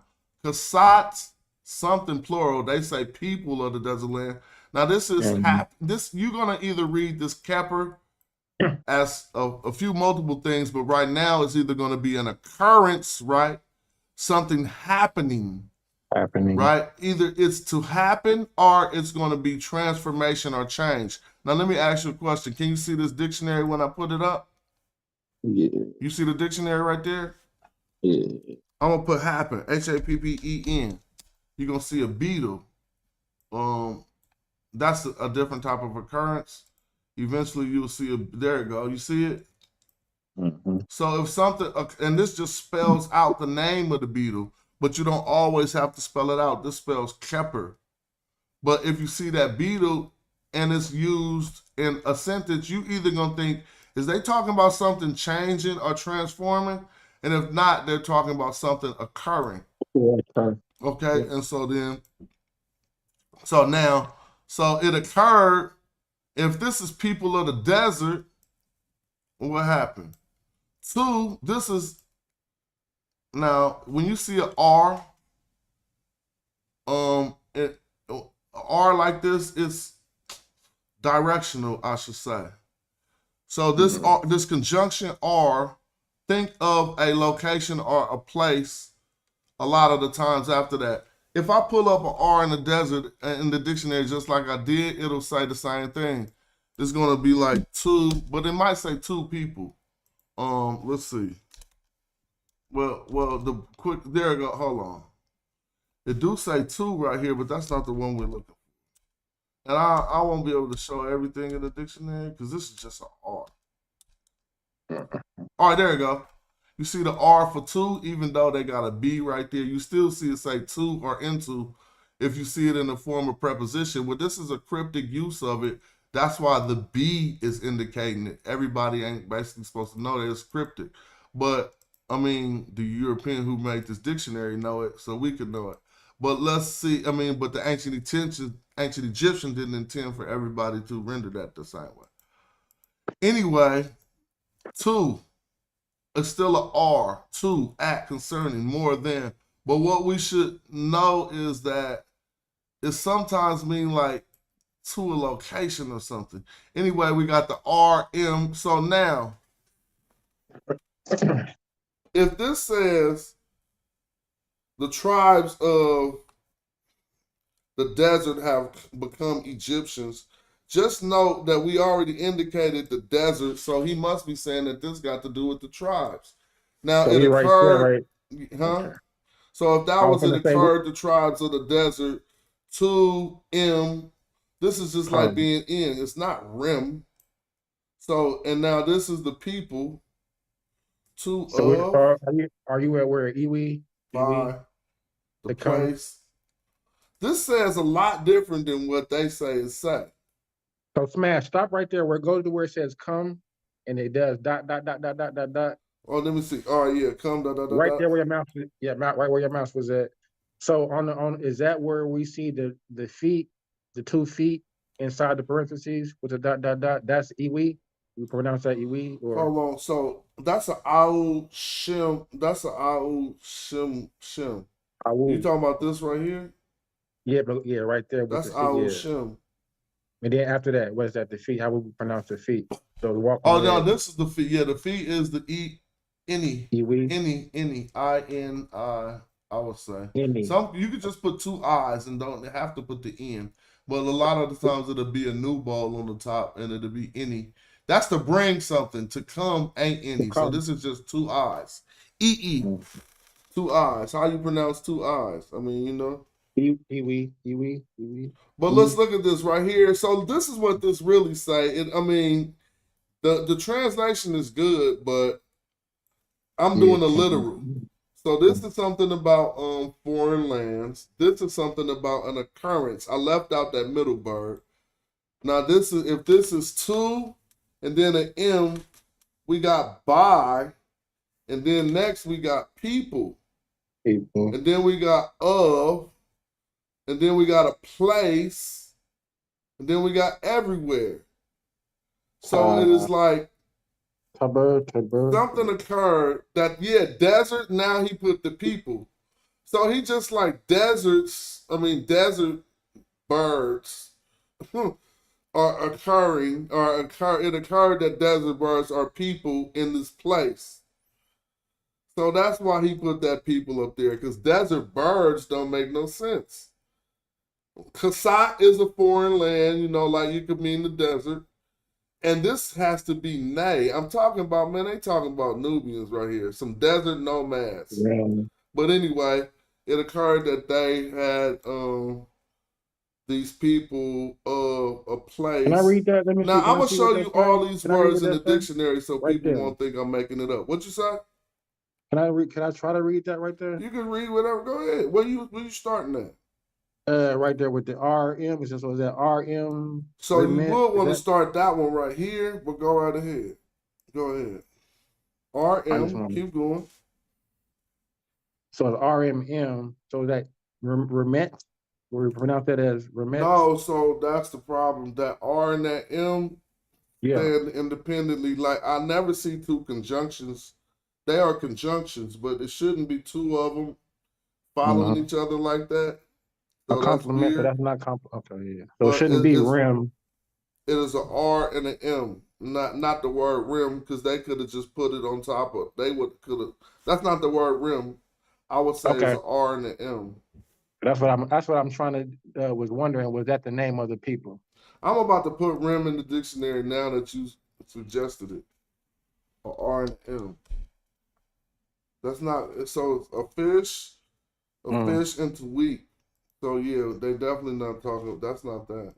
I just have to check to make sure.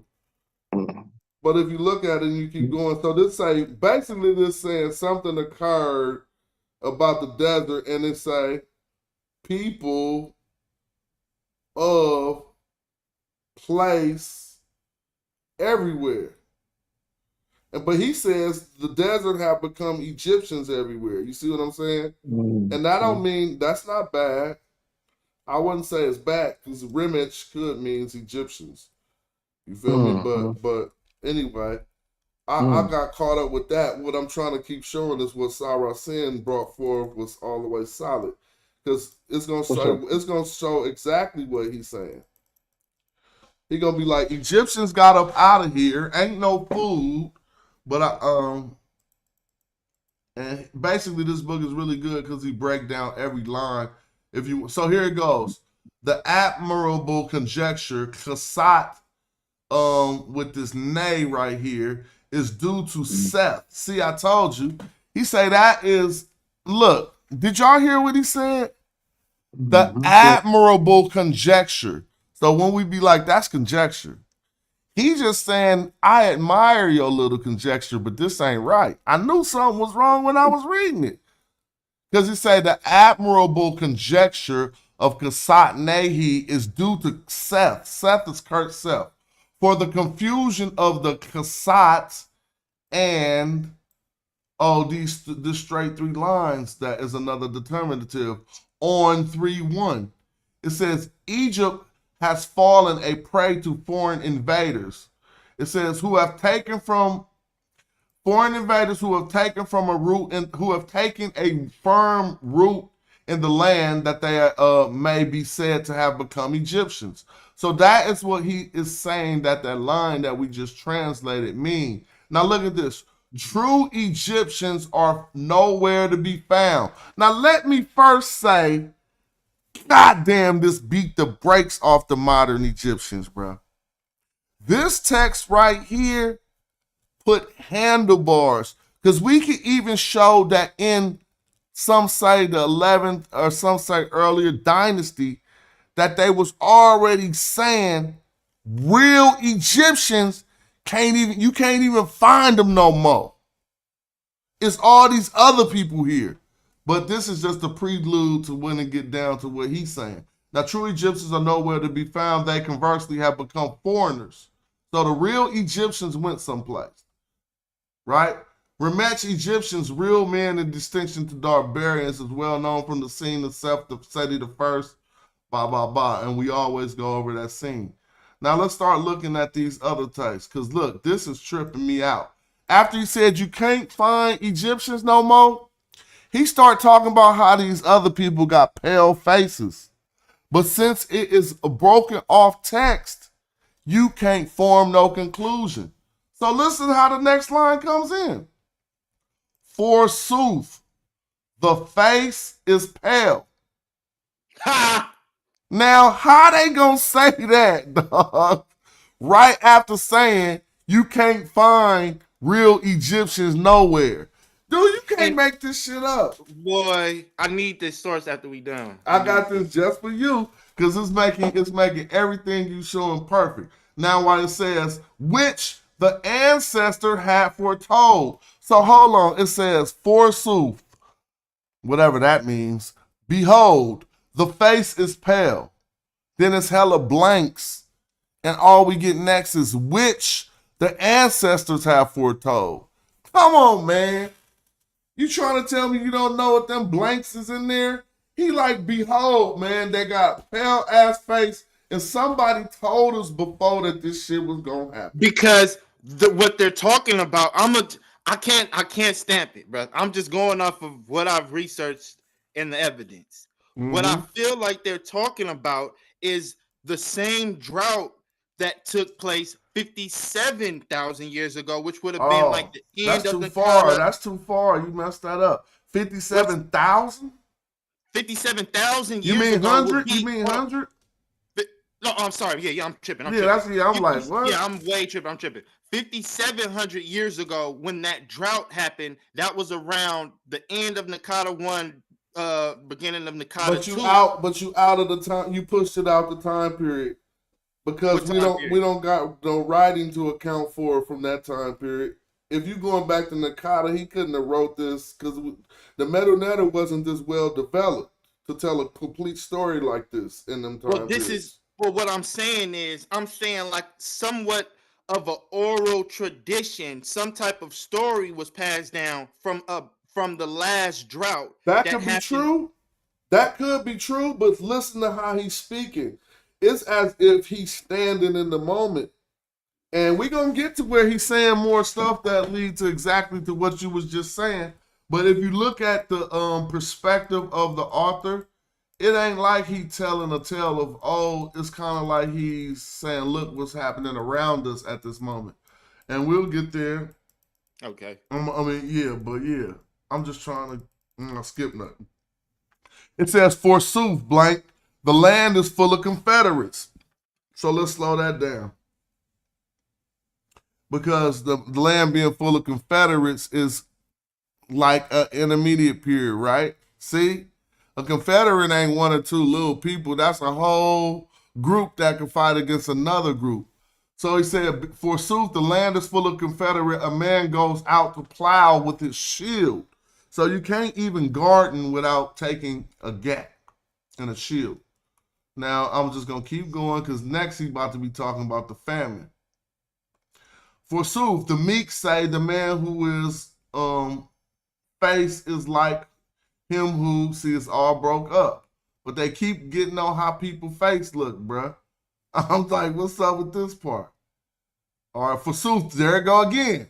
Forsooth, the face is pale, the bowman is ready. The wrongdoer is everywhere. There is no man of yesterday. They said it again. And we just showed y'all the Bowman, so let's not play. We know what's what. Exactly. And hold on, he said it again. It ain't no more real Egyptians no more. There is no man of yesterday. All right, Smash, can I point something out? Go right ahead. I know a lot of times we are more familiar with the Medjay as the bowmen, but I want to stay right there. No, go back up, go back where we just was at. That's the point I want to. Hold on, I just got to read this part real quick because it say the now overflows. It seemed to contradict this, but I want you to just trip. This is an analogy. He says, forsooth, now overflows, yet no one plows for him. It says, every man says, we know not what has happened throughout the land. All right, go right ahead. Go back up to where it was like the Padeti up a little bit. Because right here, yeah, right there. Because we always talk about the Medjay, but we do see here that they're talking about a different type of bowman, right?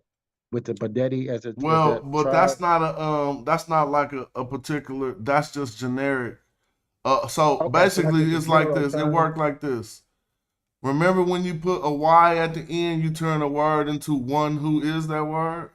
Mm-hmm. Like if you put an I at the end of Kim and say Kimmy, that is one who is black. So then if you take this Paget, that's a bow, and then you put an I, then that's a bowman. Okay. Because it turned it into it basically formed a nisbah out of the word and turned that word into a substantive word which stands in place for a person. Mm-hmm. You know what I'm saying? Okay. And so it's not a particular type of bowman. Nah. Paget is just a bow, and then a Pageti is any type of bowman. And so, yeah. Okay. So let's see. Now I'm just gonna skip all of the stuff and let them get down to. They're gonna now overflowing. I didn't want to skip that, but even though they say women are lacking, no children are conceiving, Canum fashions mankind no longer because the condition of the land. So what is this condition of the land? Poor men are becoming owners of good things because they stealing stuff. It says he who could make for himself no sandals is now the possessor of riches. So first he couldn't even make no sandals, but now he out here balling. Man, you know the land is upside down. I don't want to make it take too long. Forsooth men, slaves, whatever that, we could read over that. Their hearts are sad. Princes do not fraternize. But where's they talking about this drought and stuff? See, this is, now here it start right here. Look. Forsooth, men hearts are violent. Plague, now we can look that word up in the Medjay to see. It's gonna be like this. It's not gonna say plague, but it's gonna be something that they are well justified in translating plague. But this is an ancient Egyptian text that says plague is throughout the land, blood is everywhere, death is not lacking. The mummy clothing speaks before everyone comes near it. It's like the mummy clothes, like, damn, cuz, y'all need me again. Hold on. It said, forsooth, many dead men are buried in the river, right? The stream is, what is this word? Sepulture. And the place of embalming has become the stream. So now they putting dead people in the river. The wealthy are mourning, the poor man is full of joy. Every town says, let us oppress the powerful amongst us. Well, I'm taking hella long, but trust me, they detail famine, and it seems to detail lack of food, drought, and all that stuff. I don't want to filibuster, but I'm going to keep to see if I can find them saying that, something like that directly, while y'all can have the floor while I look for it. Here go, the river is blood, and yet the men drink of it. Men shrink from human something, and the thirst for water. Oh, okay, the thirst for water. And ain't that something indicating that it wasn't no water? The river is blood. See, it wasn't really blood, but we'll talk about that. But anybody want to chime in? Sure, this is Patal. Yeah, this is a good bill. Sepulcher is like your the place you get put into when you die, and that, like you said, the blood water. That's with all the disease. You can't really drink the water because all them dead bodies, you'll get sick. And bacteria was inside the water. So it definitely sounds like there was a displacement. Foreigners either came down or came up. I think they probably came down, right? And Well, then the real Egyptians probably went south. Yes, now here you that's what go. that's what the evidence that I was reading is saying. Basically, they went to the lower nomes, and then you got his the one the text he's reading from that Egyptian, and they're talking about Asiatics coming from the Delta. But look at this now. But he includes Upper Egypt. He says, forsooth, the ships of the southerners have gone adrift, and the towns are destroyed, and Upper Egypt has become dry. But he spread it to Upper Egypt, but we getting evidence from other sources that Upper Egypt was still popping. He must didn't go up high enough. But let's see if he expounds on that. Now, saying Upper Egypt has become dry is directly, but we need him to say North Egypt, but we know that. But it says, forsooth, crocodiles are gutted with what they have captured. Men go to them to their own accord. It fares ill with the earth too. People say, walk not here. Behold, behold, people tread upon the earth like fishes, blah, blah, blah. So a lot of people running through there looking like it's a tumultuous time. And we did get indication that people was thirsty because the river was blood. And then he said, was dry, Upper Egypt. Now, I don't know, but I think this text goes really well with what you were showing us. Yeah, you want me to pull up Ipuwer on my source, or you gonna finish this one? Oh yeah, I just want to see about all right, there you go. Look, forsooth, the desert is throughout the land. Don't that corroborate what you were saying? Exactly. Now, they didn't say the desert people. They say the desert is throughout the land. Now it says the nomes are laid to waste because they abandoned them, just like you said. Now look at this. A foreign tribe from abroad has come to Egypt, bro. Come on now. You can't make this up. At all. Forsooth, people come, there are no Egyptians anywhere. He's repeating it. You could go ahead because it seems like he's starting to repeat stuff. Or anybody who wanted to build you. But that go right with that, though. It says, forsooth, the builders of the pyramids have become field laborers. So basically, the builders of the pyramids, to them, was some esteemed people and wasn't field laborers. Feel me? It says, those who were in the divine bark are yoked there. Men do not sail northwards. Now, ain't that what you said? And they just put biblos in there. Men don't sail northward because there wasn't no food up there. What shall we do for the cedar or the mummies with the produce? So they was talking about biblos of the priests, which are buried and with the oils in which the embalmers, as far as kept food. All right, whenever you're ready, you got it. I think I showed what I was trying to show from this. And remember, in that one text, this is Ptah again, it referred to, the Egyptian or the Kemetiu travel to Byblos and they do trade. They would get, even in your book, it talks about where they get bitumen, and also we read in one text where the ships, they said go talk to the black people or to the Kemetiu. To the black people. Yeah, so they couldn't. So there wasn't any traveling anymore. There wasn't any trade because these foreigners that came down and just shut things down. Wasn't popping no more. What you got here on the screen?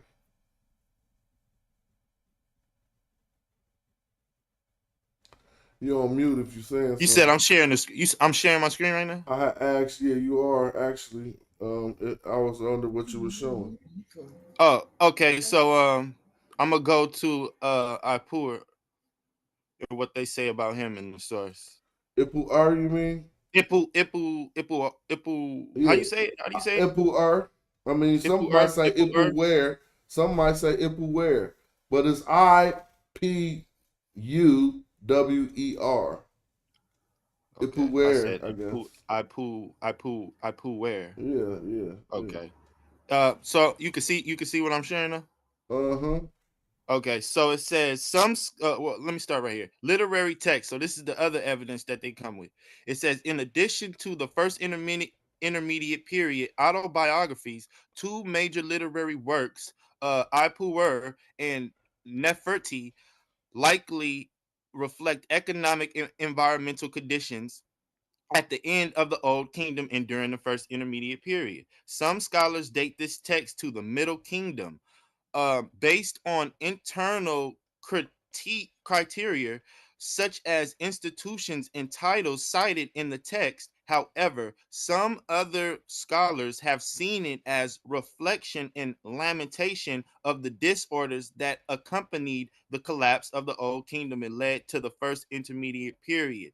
Hassan considers Ipuwer text as one of the world's first works of cultural analysis because of the analytical framework to explain the collapse of the Old Kingdom. This text describes various aspects of deterioration in Egypt, and they already named the higher nomes that were basically drying up, including a loss of revenues and lack of raw material and craftsman output, low floods and crop shortages, the destruction of the monarchy and administrative structure, social disorders, and breakdown in the moral fabric of society, lack of security, and the increasing presence of Asiatic groups in Lower Egypt.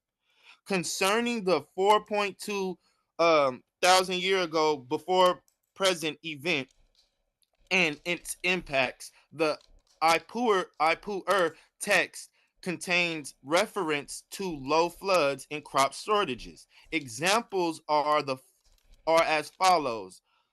These are the transcriptions right here, and it says, "The desert claims the land."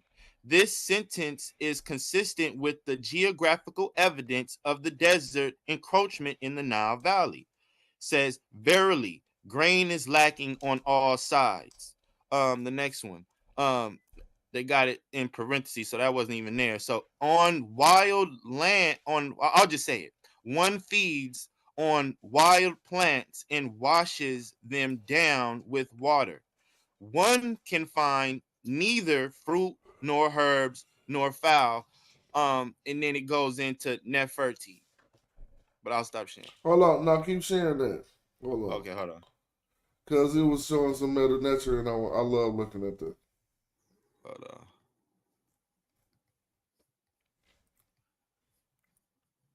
All right, let's see that Meta Nature. All right, yeah, what happened? No, the other part. Down? Yeah. Right here. All right, because I want to look at where it says Egypt is empty. One crosses the water on foot. So that's the part that is corroborating exactly what you saying. But it says Itru Su Nu Kemet. Itru Su Nu Kemet ain't the part that's Egypt is empty. Itru is the river. Su is a person. I don't get it. Itru Su Nu Kemet. Oh, that say shoe. Yeah, that say shoe. Yeah, Itru Shu Nu Kemet. I'm just trying to figure out what they're talking about. Shu Nu Kemet. That's move forward. The river of Egypt is empty. So the river is Etru. Where's the Su? Shu. I'm trying to get that. It's cool. Etru Shu Nu Kemet. The river belonging to Egypt. And then the Datu Mu Hor must be the river part. I mean the empty part. Would shoe be moisture? Or no? Would that shoe be moisture? Meaning the water I mean, of the shoe is moisture, but I don't know why that was. It's just saying the river. River waters of Quebec? Yeah, I know, but they just say the river, and Etru is the river. Shoe right there, it must be what you're saying, bro. Okay. You feel me? It must be what you're saying. Maybe. It's after, yeah, I mean, it could be, but anyway. It's all good. I just wanted to look at that. Shout out to everybody supporting the channel. Shout out to everybody watching, and especially for y'all who tapped in. I think I'm about to go to. I think I'm gonna do El Pollo Loco or something. What you eat for lunch today, man? Let me know. Give me two. Y'all ain't ate? Pardon my disrespect. Peace to the panel, peace to the chat, peace to you, Smash, as always. Yep, I ain't gone yet. What you got up there about Antefi tomb? Hold up, don't end it. I love talking about Antefi. Hold on. He was one of the ones that helped me understand all this. When I realized Antefi, this is why I knew something was up. Because Antefi said, forget all y'all, I'm the king now. And he was only in Taseti. So that let us know that it was other brothers below him saying the same thing. Nah, I'm the king. But go ahead, show us what you're showing us. So these are other agricultural scenes, right, from the intermediate period or the Old Kingdom through the 12th dynasty. And then the first one, A, is showing Nefertinef's tomb at Saqqara 5th dynasty. And Saqqara is one of the gnomes that dried up during the drought. But as you see in the 5th dynasty, it shows they are farming. See all this farming going on. It's farming going on. So then you get to the next one, Tifi's tomb in Saqqara, 9th dynasty, 1st intermediate period. You're not gonna see this. It's desert land. Wait. But hold on. Are you saying that right? Because Antefi is the one who fed all the people. So you might want to make sure. I'm just saying, if you read his inscriptions, what you're saying is going to contradict what he said. Feel me? Yeah, but this is just you feel me? This is just a scene. I'm not saying that he wasn't able to feed the people, because we see right here, right? It says right here, right? Because we got that. So it says right here, who fed the people, and he fed them in Thebes. So whoever was in Thebes. So let me say something. Antefi ruled the nome that was right below Thebes. So saying that you fed Thebes is a big deal. You see what I'm saying? He's not the one that says it, but yeah, he's right. Oh, Antefi don't. What you mean? Antefi don't say that? Yes, he not in this source. I don't. You feel me? Not in this source. I feel you. But if you read his tomb, in his tomb, he say that he was the one who made all these other gnomes be able to eat. He even say that people was eating their kids. I don't know if the Hebrews want to use that against them. So they're saying another son of Nehuri is saying, now I nourished my town wholly during the sandbars of the land. Oh yeah, no, that's just another person who made a claim to feeding the people. But Antefi, now where was remember when I said earlier when you see those names, Nahi, Nesty, his name start with a Nay, so I know he a Nubian too, but people gonna say I'm wrong. Exactly. But where is he situated along the Nile? He's in Thebes. Nahari's in Thebes. Oh, well, see, that's probably why. It's because Antefi is a gnome below him. And so they basically are southern people in different areas, both saying that they made sure everybody could eat when the flood was cracking. Hold on, because it's another one. No, it's another one that's actually says when the drought was cracking, not the flood. It actually says it's another one. Hold on. Let me see. There's some new food spot on my DoorDash. I'm gonna support them real quick. Let me see.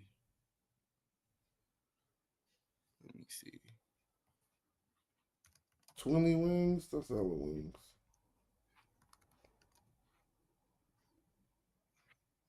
Let me see. Hold on. Kiki's.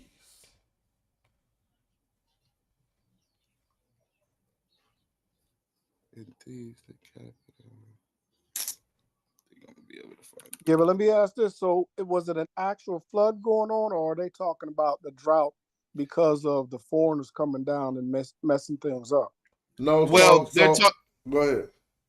So the first intermediate period is when they're talking about a drought, that's during the first intermediate period. Right before that is the Old Kingdom, so they're not talking like that. So when you're talking about floods, the Nile is flooding during the Old Kingdom still, like the sixth all the way up to the sixth dynasty. Now they got something called a nilometer, and we could go look. And what you would want to do if you're gonna form this theory all the way is get the nilometer data from them years, and that's gonna just end it. I mean, nobody wouldn't be able to say shit to you because that's how the ancient Egyptians measured it. You know what I'm saying, in them time periods. And I'm already assuming since we got so many verbal and written attestations, you don't even need to go no further. Who could refute this? Or basically, we just looked at two different sources that was saying the same thing. And this is even strengthening more of why we can understand how the Nubians could become kings now. Because Egypt was starving in disarray, and the more south you go, the more easier it was to eat. Right. Now I was wondering, since they were cataract, I know they were cataract, but were there ancient dams? Because I'm wondering, did they get mad at the foreigners? Well, not mad, but did they try to stop up the river so less water would flow down? I never heard of anything like that, but you have to presume, I don't want to say ancient dams, but as soon as you learn how to carve out a canal, you're going to start thinking, damn, then I could carve out a whole swimming pool, you know what I'm saying? And then you're going to start thinking, different direction. I could divert the water. It's going to make you start thinking that I got the power. So somebody did say one of the earliest kings. Well, there's a myth that say one of the earliest kings he formed the flow of the Nile, but there's another one that say somebody tried but was unsuccessful. And I think Jay Mill taught me that, so he might be the one who know that. I made a little mistake. So Nahuri, that's not Thebes. I'm not sure exactly where that is. What he's talking about, but Sinini is the one that's talking about feeding Thebes. He says, I measured out the upper Egyptian grain to nourish the entire town during the miserable years of hunger. So, yeah. All right, I'm going to take you to Antefi's autobiography. If they don't got it on here, I know it's on Wiki. And we going to be able to see how, now if we keep a G. Oh, there you go, right there. Go down. Antefi mentioned right here. So did you look up and see who the sons of Nibiru are? The sons of Nahiri. No, I haven't looked that up yet. I have not looked that up yet. Check that out too, yeah. But it's the son. Well, it's let me see. Yeah, the son of Nahiri. Yeah, I haven't looked that up. Yeah, I ain't looked that up yet. Hold on, go back up. The sons of Neri. Yeah. Do they got any glyphs for his name? It don't say nothing about Neri over there. Then. Oh, you go up. Look, it might have the glyphs for his name. In this one, I don't see. Oh no, yeah, they just. Oh, right here it says two sons of. Hold on, it says express context year. Oh, okay, no, it's not showing us what his name looked like in the glyphs. So we on Unc Tefi right here. So it says Unc Tefi mentioned. You could go ahead and read it, man. Go ahead. It says pet. I mean, you can read the transliteration too, but that just says sky pets. Well, I don't even see an M, so why they put there IG, I don't know what IGP means, so I'm just going to read their translation. The sky was clouded in cloudburst in form, and the earth in the windstorm. All right, that would probably take a long time to figure out it's saying that. I mean, you can see that it do say that if you read it, but that ain't what we're concerned with. And the earth and the windstorm, it says Van Dier mentioned that this sentence is particularly inspired masterpiece of erudition. How do I say that? Erudition. All right. Made up essentially of phrases from the pyramid text, aptly selected to describe the current local troubles. But okay, this is cool. But let me show you what I'm talking about. Because Maybe they don't got Antefi making his boastful claims of feeding everybody, but instead of wasting your time, his claims of feeding everybody look just like those other two brothers' claims of feeding everybody. Watch this. Hold up. Let me go to Antefi.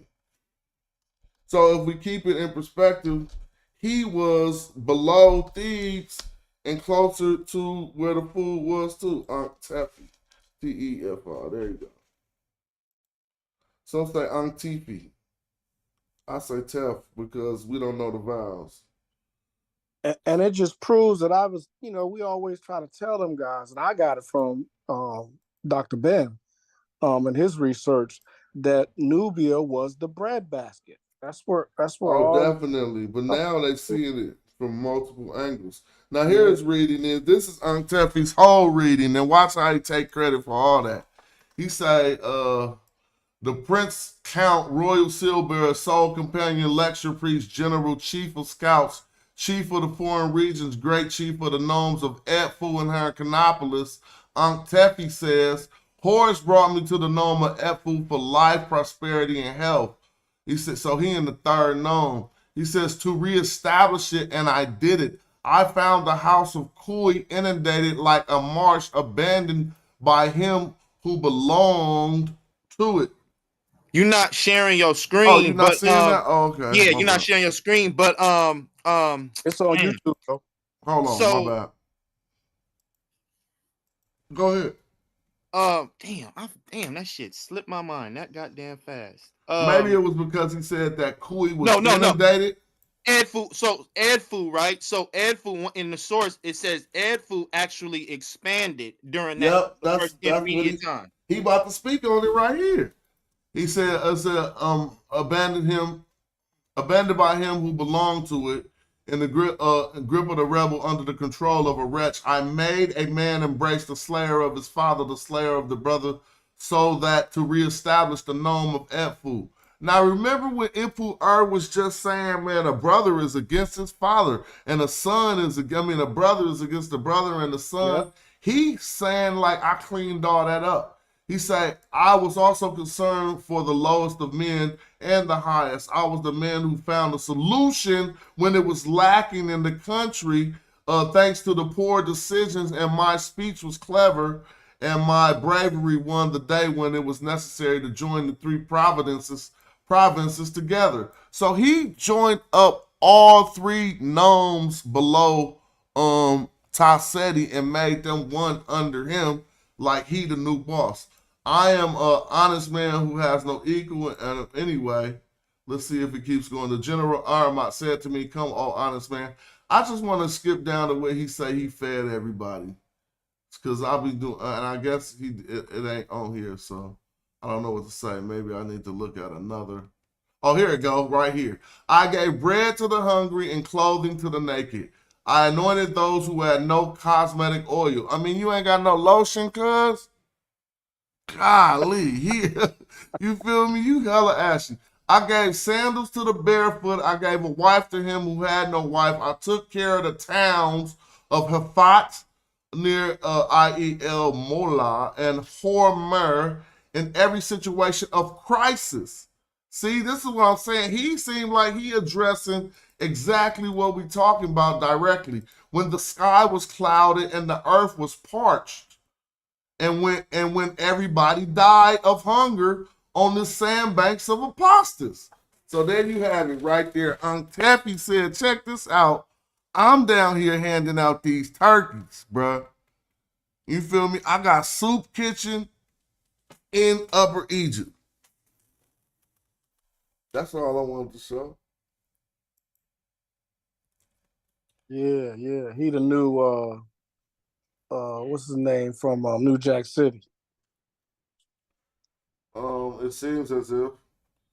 Well, shit, this is 4 hours. I ain't ate nothing. I'm about to go on and go get me a meal. I was thinking about DoorDashing and keeping it going, but that'd just be an extra $10. I could go right to the restaurant. You feel me?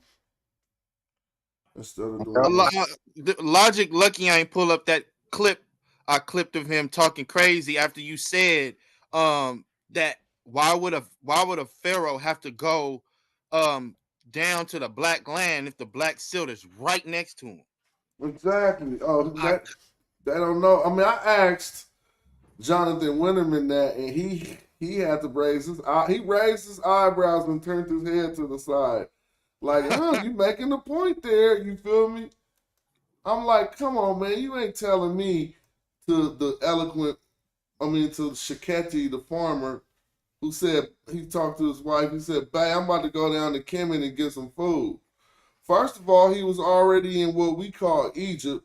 So stop telling people Kemet was all of Egypt. It may have became that at one point, but it started out as just a destination location in the south that appears to have the black people there. Now, I threw that in there. Why? Because Kemet is all about that. But I ain't even tripping. So I want to thank y'all for helping making this another one of these cool shows as we build this channel up. Say thanks to the channel members out there with the green names and the clean gang, and all the people with the wrenches, and the people with the supporters who put up the super chat and the cash apps and the Zells. All y'all, man. They make it cool. Sometimes after I stream it, I'll be like, you know what I'm saying, why I spend all that time doing that? But then sometimes cats will start coming through and I'll be like, oh, you building something. That's why. It's a good place to disseminate this information. Good place to build with y'all too. So if y'all want to get in some final words, y'all got the floor. Hey, I appreciate what Sadiq, appreciate that, Nino Brown. But yeah, you always support your Smash. Matter of fact, I saw one. I think you had a show 4 hours ago. I'm going to go back and speak that. So I'm gonna always support and keep the likes going and stay on point with it. And we gonna end it with this. So to stamp what Smash has been saying, in that last video he did, he was talking about modern African Americans in agriculture and how they had to use the Southerners' knowledge in order to grow crops the way they wanted to get them grown. We see this same situation happening in ancient Egypt, and we just proved it today. And today was also conclusive in putting the nail in the coffin that we can all feel free in making the statement that there was not one period in time when ancient Egypt fell into dissolution. They need to stop calling them intermediate periods. They need to start calling them periods when we needed black people to bring back the civilization. Because that's what happened so now for the people watching, out of the first intermediate period, it was Mentuhotep, Chini, and the Medjay archers who reunified Egypt. Out of the second intermediate period, there was a prayer sent out by one said, hold on, don't even trip, a king gonna come from the south. And Amos and Kamos ejected all of them Asiatics with the Medjay archers. And they boast so much of having this southern connection that Kamos either imagined or made up or really literally intercepted a letter from the Hyksos trying to get some hookup in the south. Like, look, man, come up here. We could just smash these Egypt fools.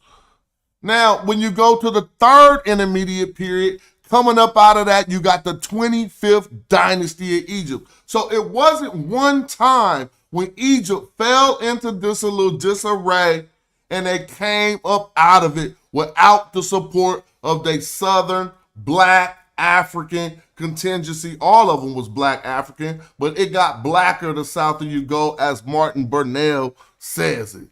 They couldn't do nothing because just like I'm in the West Coast. If I need to get something big with my family, I got to go to the South. I got 1,000 cousins in the South. You feel me? And so that's just what it is. Peace to y'all and thank y'all for helping making this another good show.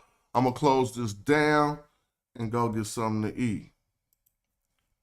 If y'all want to say, man, this was a good show, it's on me today, Smash. There go that cash app right there, Smash Rock. Thank y'all for supporting the show. Oh, and thank you. Somebody just hit me with a cash app right while I was talking. Thanks y'all for supporting the show and doing the thing or whatever it do. Peace, peace.